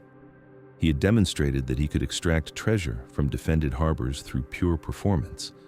He had demonstrated that he could manage the delicate politics of a pirate crew, the constant negotiation between collective authority and individual command, well enough to maintain his position through multiple successful operations. And he had demonstrated, though perhaps not fully understood, the limits of his own method. The Portuguese had called his bluff. They had recognized him as something other than what he claimed, and instead of retreating, he had doubled down. He had believed, in some fundamental way, that performance was reality, that if he acted the part with sufficient conviction, the role would become true. This belief killed him, but it also made him. Without the absolute commitment to the performance, the earlier deceptions would never have worked. You cannot take James Island by half measures. You cannot convince a fort's garrison to hand over their weapons if any part of you suspects the con will fail. Davis was an absolutist. He committed totally to every role he played, and total commitment to a failed role is indistinguishable from suicide. Roberts learned from this. In the years after Davis's death, when Roberts was making his own legend, he never attempted the James Island Gambit again. He never tried to bluff his way into a fortified position through pure performance. He used theatrical elements, the flags, the costumes, the carefully cultivated reputation, but always in support of actual force, never as a substitute for it. The Royal Fortune carried 40 guns. When Roberts approached a target, those 40 guns were the argument, and the theater was merely the introduction. This is the wisdom that the dead teach the living. Not what to do, but what not to do. Not the method itself, but the method's boundaries. The Atlantic in the summer of 1719, in the weeks immediately following Davis's death, was a strange place.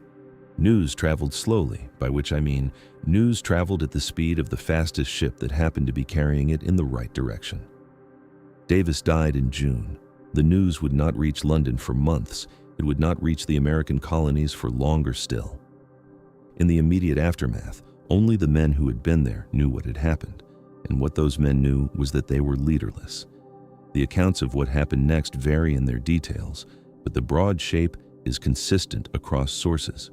The crew of the Royal Rover and the remaining prizes had to choose a new captain. This was not automatic. It was not hereditary. It was not even necessarily a promotion for anyone currently in the command structure. Pirate crews were democracies of a peculiar and limited kind, democracies of violence, of shared risk, of collective enterprise in crime. The captain served at the pleasure of the crew, and the crew's pleasure was fickle. Roberts was chosen.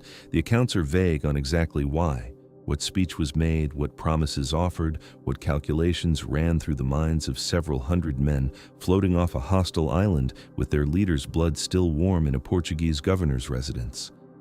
But Roberts was chosen. Some historians have suggested he was reluctant. There is a fragment of testimony, possibly apocryphal, in which Roberts initially declined, arguing that he had been among the pirates only 6 weeks and hardly knew the trade. Whether this happened or not, whether it represents genuine hesitation or a conventional show of modesty that the pirates expected and appreciated, we cannot know. What we know is the outcome. Within days of Davis's death, Bartholomew Roberts was captain of the pirate fleet. His first act was revenge. The crew wanted blood. Davis had been popular, more popular probably than Roberts would ever be. The charismatic, hard-drinking, fully participating in the life of the ship captain had been murdered through treachery. The Portuguese had invited him to dinner and shot him. This could not stand. Roberts organized an assault on Príncipe. Not a deception this time, not a bluff, not a theatrical approach, not a man in a blue coat pretending to be something he was not. This was direct assault, pirate crews armed and furious storming the island's fortifications with no pretense whatsoever. The Portuguese were not prepared. They had killed the pirate captain, yes, but they had expected the crew to scatter, to flee, to melt back into the Atlantic's vastness as pirates typically did when their leadership collapsed. They had not expected an organized military assault within days. They had not expected revenge. The pirates killed dozens. Some accounts say they burned the town, or part of it. They did not capture the governor. He had either fled or hidden effectively, but they made the island pay for what had been done. The assault lasted hours. The pirates took what they could carry, destroyed what they could not, and left Príncipe smoking behind them as they sailed away. This was Roberts' first command decision. Revenge. Not profit, not strategy, not the calculated extension of the theatrical method his mentor had taught him. Revenge. Pure, bloody, and, from a certain angle, stupid. The assault on Príncipe gained the pirates almost nothing of material value. It exposed them to fire from whatever defenses the Portuguese could mount. It cost them time, ammunition, and certainly some lives, though the records do not give us numbers. But it did something else, something that Roberts understood even if he could not have articulated it in these terms. It established his authority. It demonstrated that he was not weak. It showed the crew, many of whom were older than he was, more experienced in piracy, more connected to Davis's original core group, that he was capable of leading men into violence and bringing them out again. It showed them that he would avenge wrongs done to the company. It showed them that serving under Roberts meant something. This is the political logic of violence, and Roberts grasped it intuitively. A new leader who does not demonstrate strength is not a leader for long. The assault on Príncipe was a leadership credential written in Portuguese blood. And then they sailed. The royal rover put Príncipe behind them and moved north, toward the shipping lanes, toward the targets that would build Roberts's legend over the next 4 years. The theatrical method remained, but it was different now. It was Roberts's method, not Davis's. The same roots, the same basic principles, but adapted to a different personality, a different set of priorities, a different understanding of what piracy was for. Davis had been, in some sense, a performer who happened to be a criminal. Roberts would become a professional criminal who happened to use performance. The distinction is subtle but significant. Davis seems to have loved the con itself, the thrill of convincing armed men to disarm themselves, the pleasure of playing a role so effectively that reality bent around it. Roberts used similar techniques but without the evident joy. For Roberts, the theater was instrumental. It was a tool to achieve ends, not an end in itself. The tea drinking is the tell. Davis drank with his crew because he was his crew, fundamentally. One of them, elevated but not separated. Roberts drank tea because he was not one of them, would never be one of them, was something else entirely that they needed and feared and followed but did not quite understand. The distance was deliberate, the sobriety was a choice. The professionalism that would define Roberts' career began in those first weeks after Davis's death, in the conscious decision to be a different kind of captain than the man who had made him. We should pause here to consider the men who watched this transformation. The crew of the Royal Rover had sailed with Davis since Buck Island or earlier. They had followed him through James Island, through Sierra Leone, through the captures that built the fleet. They had watched him die. Now they were watching his replacement, 6 weeks into his pirate career, take command and immediately demonstrate that he was not going to be Davis at all. Some of them must have hated him for it. The records show that Roberts faced challenges to his authority throughout his career, not successful ones, but challenges nonetheless. There were always men who preferred the old way, who missed the charismatic drunk who had been one of them, who resented this cold Welsh navigator who drank tea while they drank themselves into oblivion. Roberts controlled these elements through the same method he used to control merchant captains, a combination of reputation, displayed competence, and the understood threat of overwhelming violence. But the relationship between Roberts and his crew was never what Davis's relationship had been. Davis led because men wanted to follow him. Roberts commanded because men knew what would happen if they did not. This is perhaps the deepest lesson Roberts learned from his mentor. Not the theatrical approach itself, but the limits of the theatrical approach as a leadership style. Davis's charisma had bound the crew to him through personal loyalty. When Davis died, that loyalty did not automatically transfer to his successor. Roberts had to build his authority from other materials, from fear, from success, from the cold calculation that serving under Roberts meant taking more prizes with fewer casualties than any other option available. He built it. Over 4 years, he built the most successful pirate operation in Atlantic history. But he built it on different foundations than Davis had laid, and the building was possible only because Davis had shown him both what worked and what didn't. The summer of 1719 became the autumn of 1719. Roberts took prize after prize. The Royal Fortune, a succession of ships bearing that name, replaced as they wore out or were captured and upgraded, became the most feared vessel on the Atlantic. The crimson waistcoat became a symbol. The articles Roberts drew up for his crew became a model that other pirate companies would imitate, and Hywel Davis became a footnote. This is the cruelty of historical memory. The teacher and the student operated in the same waters, used similar methods, pursued the same basic enterprise. But the student had time, and time is the material from which legend is made. Davis had 11 months, Roberts had 4 years. 11 months is an anecdote, 4 years is an epic. The records that survive from Roberts's career occasionally mention Davis, but only as background. The previous captain, the man who was killed at Príncipe, the figure from whom Roberts somehow inherited command. The full story of James Island, of the theatrical method, of the careful construction of a performing self that could convince armed men to lay down their weapons, all of this fades into the general murk of pre-Roberts piracy. Davis becomes a prelude, a warm-up act, a setup for the main event. This is, of course, unjust. The innovations were Davis's. The method was Davis's. The understanding that the Atlantic could be hacked through performance rather than force. This was the insight that made Roberts possible, and it belonged to the man who died in a Portuguese governor's dining room with a bullet through his throat. But history is not just.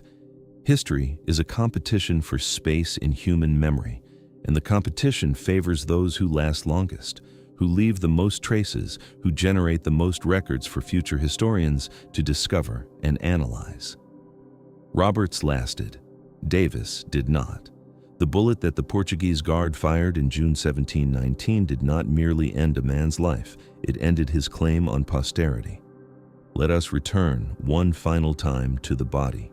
The Portuguese would have disposed of it. They would not have honored a pirate with Christian burial, or if they did, they would not have marked the grave. They would have wanted the evidence of their treachery to disappear, the body to become invisible, the whole affair to fade into the kind of colonial violence that leaves no record, because no one with the power to create records cared to note it down. Somewhere on Príncipe, on that volcanic island rising from the Atlantic off the African coast, that equatorial dot that the Portuguese used as a way station and a modest source of sugar, somewhere there, the physical remains of Hywel Davis entered the earth and vanished. The mind that had conceived the James Island deception, that had looked at a fortified slave fort and seen not an obstacle but an opportunity for performance. The mind that had calculated angles, assessed weaknesses, understood the psychological terrain of colonial authority well enough to exploit it completely. This mind was gone.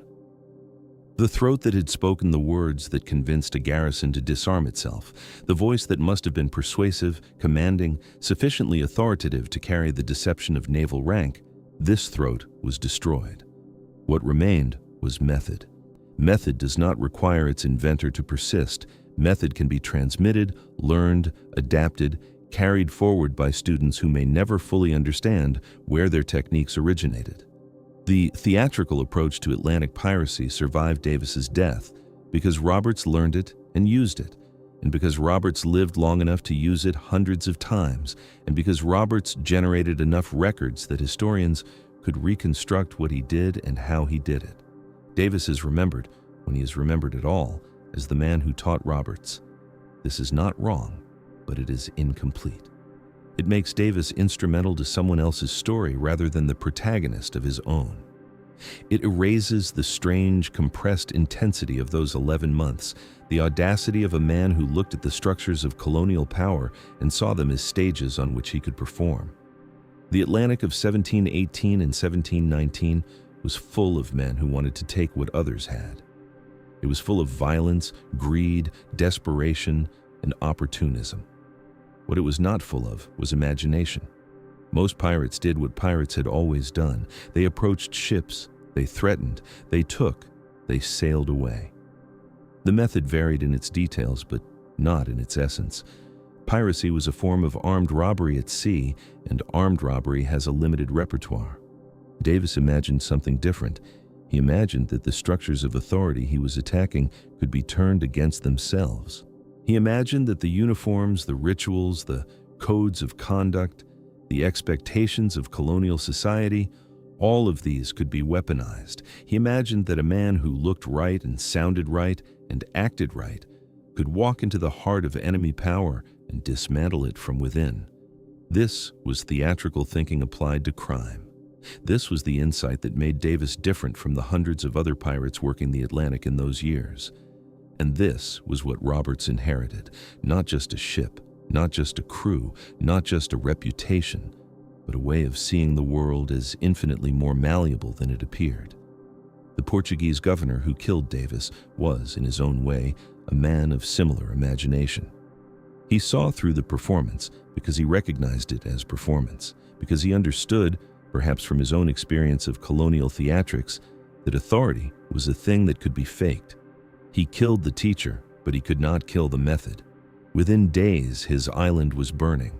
Within months, the method had spread through Robert's captures, through the stories that sailors told in port, through the growing legend of Black Bart that would eventually eclipse all other pirates of the age.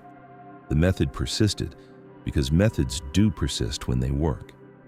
The James Island Gambit was never repeated in quite its original form, but its principles, the use of theatrical elements to create psychological advantage, the understanding that perception shapes reality in the theater of crime, these principles became standard.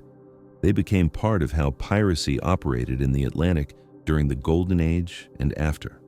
And Hywel Davis, the author of those principles, remained invisible. A name in the records, a footnote in Roberts's biography, a body in the soil of an island that most people have never heard of. This is how memory works. This is how legacy operates when there is no one to tend it. The ideas survive. The man disappears. The method outlives its inventor by centuries, while the inventor himself becomes a ghost, a shadow, a reconstruction from fragments and inference. The records tell us that Davis was Welsh. They tell us that he was persuasive. They tell us that he took James Island without violence and Sierra Leone with minimal resistance. They tell us that he trained Roberts, that he led a fleet, that he died in an ambush. They do not tell us what he looked like beyond generalities. They do not tell us his voice. They do not tell us his thoughts, his fears, his private understanding of what he was doing and why. He remains a performance without a performer, a method without a mind, a career without a continuous identity. The theatrical pirate became, in death, exactly what he had pretended to be in life: a role, a costume, a set of gestures that anyone could learn to imitate. Roberts imitated them better than anyone. Roberts took the template and perfected it. Roberts became, through 4 years of practice, the greatest theatrical pirate in Atlantic history. And in becoming this, he ensured that Davis would be remembered only as his precursor, his trainer, his warm-up act. The student's shadow swallowed the teacher whole. This is not tragedy in the classical sense. Davis was not a hero brought low by fate. He was a criminal who died as criminals often die, violently and young, in the midst of his criminal enterprise. The pathos lies not in the death itself, but in the forgetting, in the strange injustice of a historical record that preserves Roberts's every gesture while allowing Davis to fade into obscurity. But perhaps Davis would not have minded. Perhaps he understood in some way that methods matter more than men. Perhaps the whole point of the theatrical approach was to understand that identity itself is a performance, a costume, a thing that can be put on and taken off as circumstances require. If so, then disappearing into method was simply the final performance, the last costume change, the ultimate vanishing act. And if we are honest about what we know and what we do not know, we must admit that even this interpretation is a projection. We are telling a story about a man who told stories, constructing a narrative about a constructor of narratives, and in doing so, we are performing exactly the kind of theatrical operation that Davis himself might have recognized. The difference is that he performed for profit and survival. We perform for meaning. We want the 11 months to signify something because 11 months seems too brief, too arbitrary, too much like an accident rather than an arc. We want the death at Príncipe to feel like a climax rather than an interruption. We want the legacy in Roberts to feel like a continuation rather than a coincidence. And the records will not give us these things. They will only give us facts, dates, places, ships taken, islands burned, and leave us to construct from facts a human being who may have been nothing like the figure we imagine. The morning of the ambush was, by all accounts, ordinary. Davis had been on Príncipe for several days. He had been entertained by the governor. He had been fed well and housed comfortably. He had been given every indication that his performance as an English privateer was succeeding, that the Portuguese authorities believed him to be what he claimed to be, that the island's resources and perhaps its treasury would soon be open to him through the same combination of charm and deception that had worked at James Island and Sierra Leone. The pattern had held. The method had functioned. There was no reason from inside the performance to believe that this time would be different. But the governor had been performing too. This is the detail that transforms the death from mere violence into something more interesting, into, if we allow ourselves the interpretive leap, a kind of symmetry. The Portuguese governor of Príncipe in 1719 was a man named Antonio Vaz Almada, and he appears in the records as a figure of some cunning. He had received reports of pirate activity in the region. He had been warned that ships claiming to be English merchants or privateers might in fact be something else entirely. When Davis arrived at his island with a well-armed vessel and a story about pursuing legitimate trade, Almada did not believe him. But he did not arrest him either. He did not call out the garrison. He did not attempt to seize the ship in harbor. Instead, he invited Davis to dinner. This is the mirror. This is the reflection that makes the Príncipe ambush more than just another pirate death. Almada used exactly the same technique that Davis had used: hospitality as weapon, performance as trap, the social expectations of gentlemanly conduct as the mechanism of violence. He wined and dined the pirates. He made them comfortable. He allowed them to believe that their deception had succeeded. And then, when they were relaxed and confident and away from their ship and their crew, he killed them. The ambush itself was not elegant. It was a bush ambush in the traditional sense, men hidden in vegetation along a path, waiting for their targets to walk into range. Davis and several of his officers had been invited to a final dinner at the governor's residence, which sat some distance from the harbor. They walked there unarmed or lightly armed as gentlemen would. They walked there believing themselves to be guests rather than prey.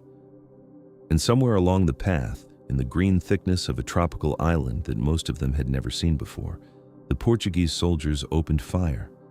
Davis was hit in the throat. The records are specific about this, which suggests that someone who survived, perhaps one of the pirates who escaped, perhaps one of the soldiers who participated, remembered the detail well enough to report it later. A throat wound is a terrible way to die. It is not instant. It is not clean. The throat contains major blood vessels, the carotid arteries, the jugular veins, and damage to these structures produces massive hemorrhage. But the throat also contains the trachea, the airway, and damage here produces something worse: drowning. Drowning in one's own blood, struggling to breathe while the lungs fill with fluid, conscious perhaps for long seconds or even minutes while the body fails in the most fundamental way possible.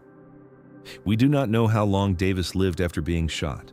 We do not know if he was conscious. We do not know if he spoke or tried to speak, or made any gesture or expression that the men around him could interpret.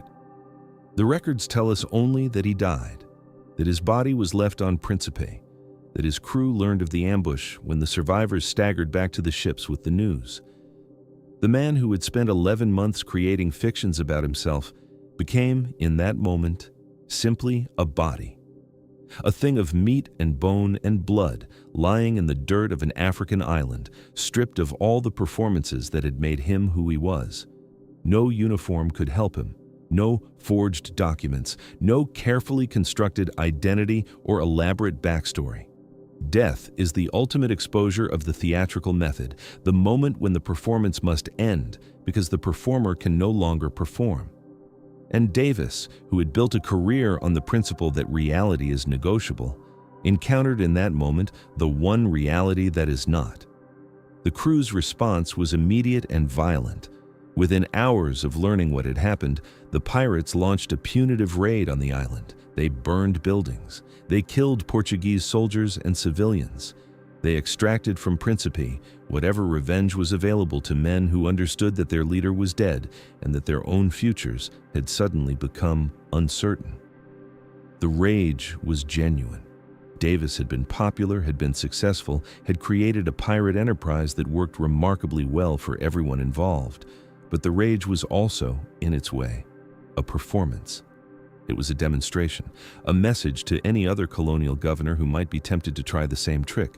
The message was simple: kill our captain and we will make your island bleed.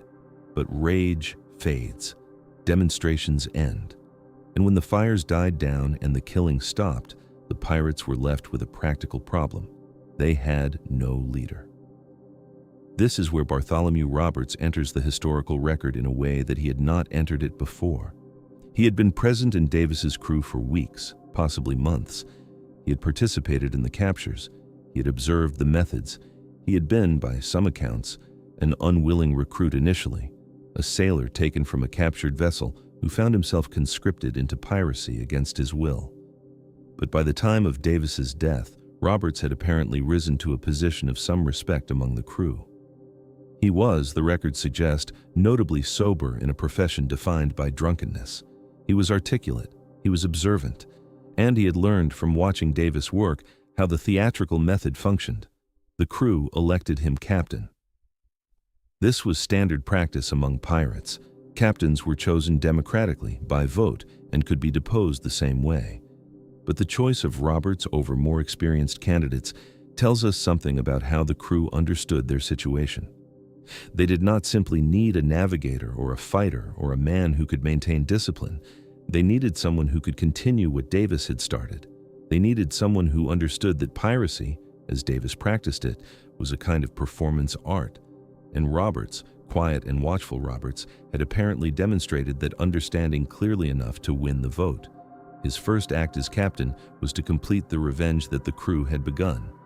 He returned to Príncipe.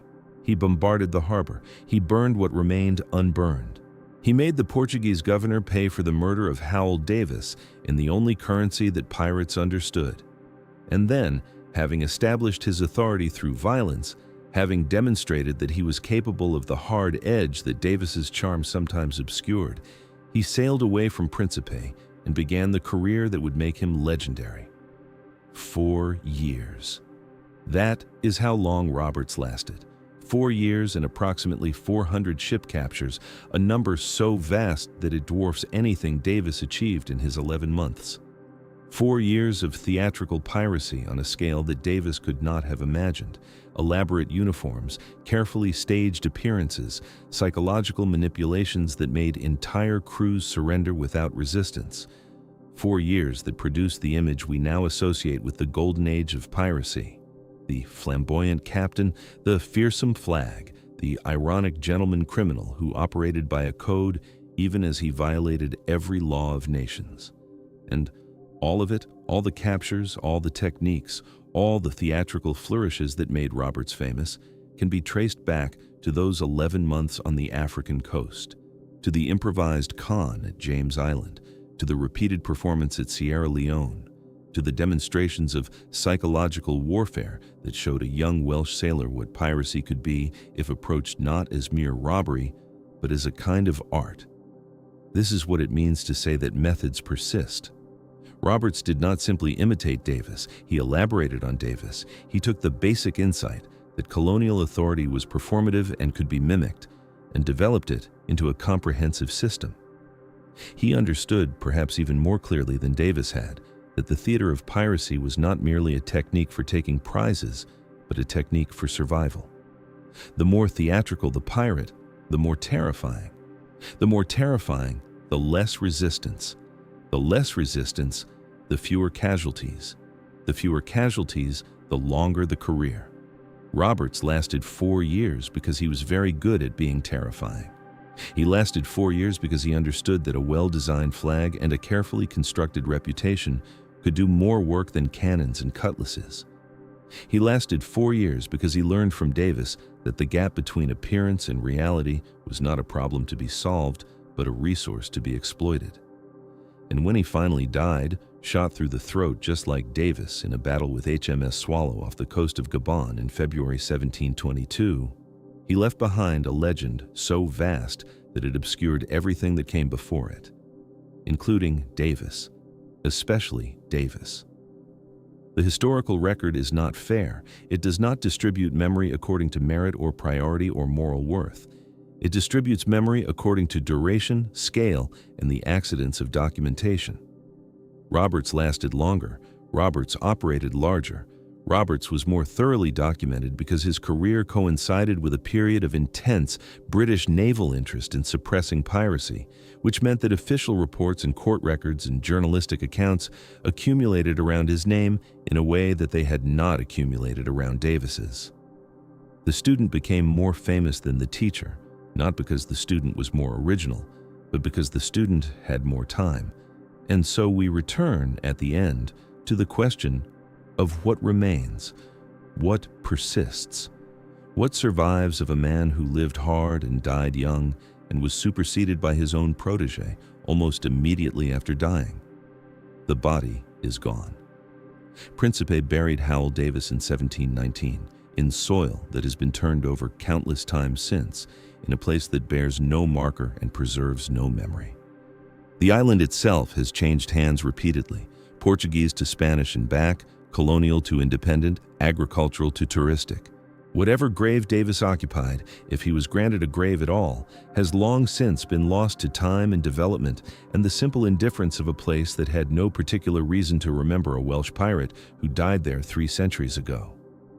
The records are sparse. A general history of the pirates devotes a chapter to him, yes, but that chapter leans heavily on inference and reconstruction. The Admiralty files mention him, ship logs note his captures. But there is nothing like the comprehensive documentation that exists for Roberts. No trial transcript, no detailed witness accounts, no portrait from life. Davis remains in the archives a figure seen at angles, a name associated with events, a presence inferred from absences. The legacy is invisible. This is perhaps the strangest thing of all. Davis's contribution to the Golden Age of Piracy was fundamental. The theatrical method, the psychological approach, the understanding that colonial authority could be mimicked and exploited. And yet this contribution is almost never attributed to him. Roberts gets the credit. Roberts gets the fame. Roberts becomes the symbol of Golden Age piracy while Davis fades into the background, a supporting character in a story that was, in many ways, his story first. And perhaps this is fitting. Perhaps the man who specialized in becoming other people, in putting on costumes and performing roles that were not his own, has simply performed one final transformation. He has become Roberts. He has disappeared into a student's legend the way an actor disappears into a role, so completely that the audience forgets there was ever a person behind the performance. The method consumed its inventor. The technique replaced its author. The theater swallowed the playwright whole. This is, in its way, a kind of immortality. The wrong kind, perhaps, the kind that preserves the work while erasing the worker, but immortality nonetheless. Every pirate who ever used psychological manipulation instead of physical violence, every captain who ever designed a flag to terrify rather than merely identify. Every criminal who ever understood that perception shapes reality, and that authority is more performed than possessed. All of them, whether they know it or not, are working in a tradition that Hywel Davis helped create. But the tradition does not remember him. The tradition only uses him. And the sea, as always, does not care. The Atlantic that Davis sailed is still there. The same water, more or less, the currents, the trade winds, the vast blue-gray distances between Africa and the Americas and Europe. Ships still cross it. Cargo still moves through it. The triangular trade is gone, ended by abolition and revolution and the slow moral reckoning of centuries. But the ocean itself remains unchanged. It does not know that a Welsh pirate once performed impossible confidence tricks on its western shores. It does not know that a man took James Island by pretending to be what he was not. It does not remember the cannonades and the captures and the brief, bright career that ended in a bush ambush on an island called Príncipe. The sea does not remember, but we do. We remember, however imperfectly. We reconstruct, however speculatively. We tell stories about a man who told stories, and in telling them, we keep something alive that would otherwise be entirely dead. Not Davis himself. He is beyond recovery. His inner life is inaccessible as any consciousness that existed before adequate documentation. But something. The shape of what he did. The outline of who he might have been. The trace elements of a human being who lived intensely for 11 months and then stopped living at all.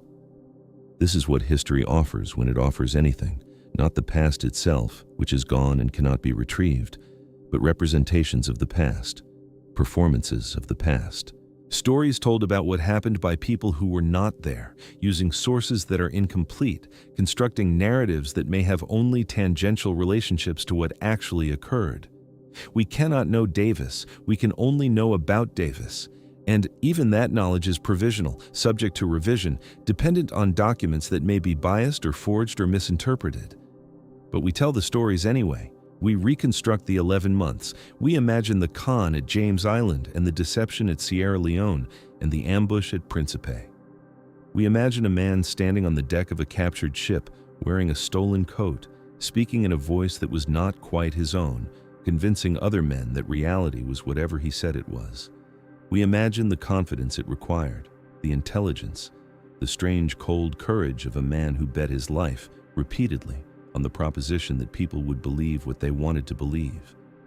And we wonder perhaps what he would have become if he had lived, if the Portuguese governor had been less clever, if the ambush had failed, if Davis had escaped Príncipe and continued his career, elaborating his methods, perfecting his techniques, perhaps rivaling or even eclipsing the student who would go on to eclipse him in death. We wonder about the alternative histories, the roads not taken, the careers that might have been. But there are no alternative histories. There is only what happened. And what happened is this. A Welsh sailor became a pirate. He developed a method. He used that method to take ships and forts and islands through psychological manipulation rather than pure violence. He trained a protege who would become more famous than he ever was. And then, 11 months after his career began, he walked into an ambush and died with a bullet in his throat, 32 years old, on an island in the Gulf of Guinea that has largely forgotten his name. The records preserve fragments. The fragments suggest a life. The life ended centuries ago, and the man who lived it is as distant from us now as the stars that guided his navigation, as the winds that filled his sails, as the water that carried him from port to port in the brief, bright burning of his criminal career. He was a pirate. He was a trickster. He was a teacher. He was a man who understood, perhaps before anyone else of his era understood it quite so clearly, that reality is negotiable and authority is performed, and the gap between what things are and what things seem to be is the space where criminals and geniuses and artists do their work. The morning of his death was, by all accounts, ordinary. He walked a path through tropical vegetation. He expected dinner. He got a bullet instead. Somewhere, even now, the sea is moving. The Atlantic is still there, still carrying ships, still indifferent to the dramas that play out on its surface. And Hywel Davis is still dead, still forgotten, still waiting for a history that may never fully remember him. The performance is over. The performer is gone. The method remains.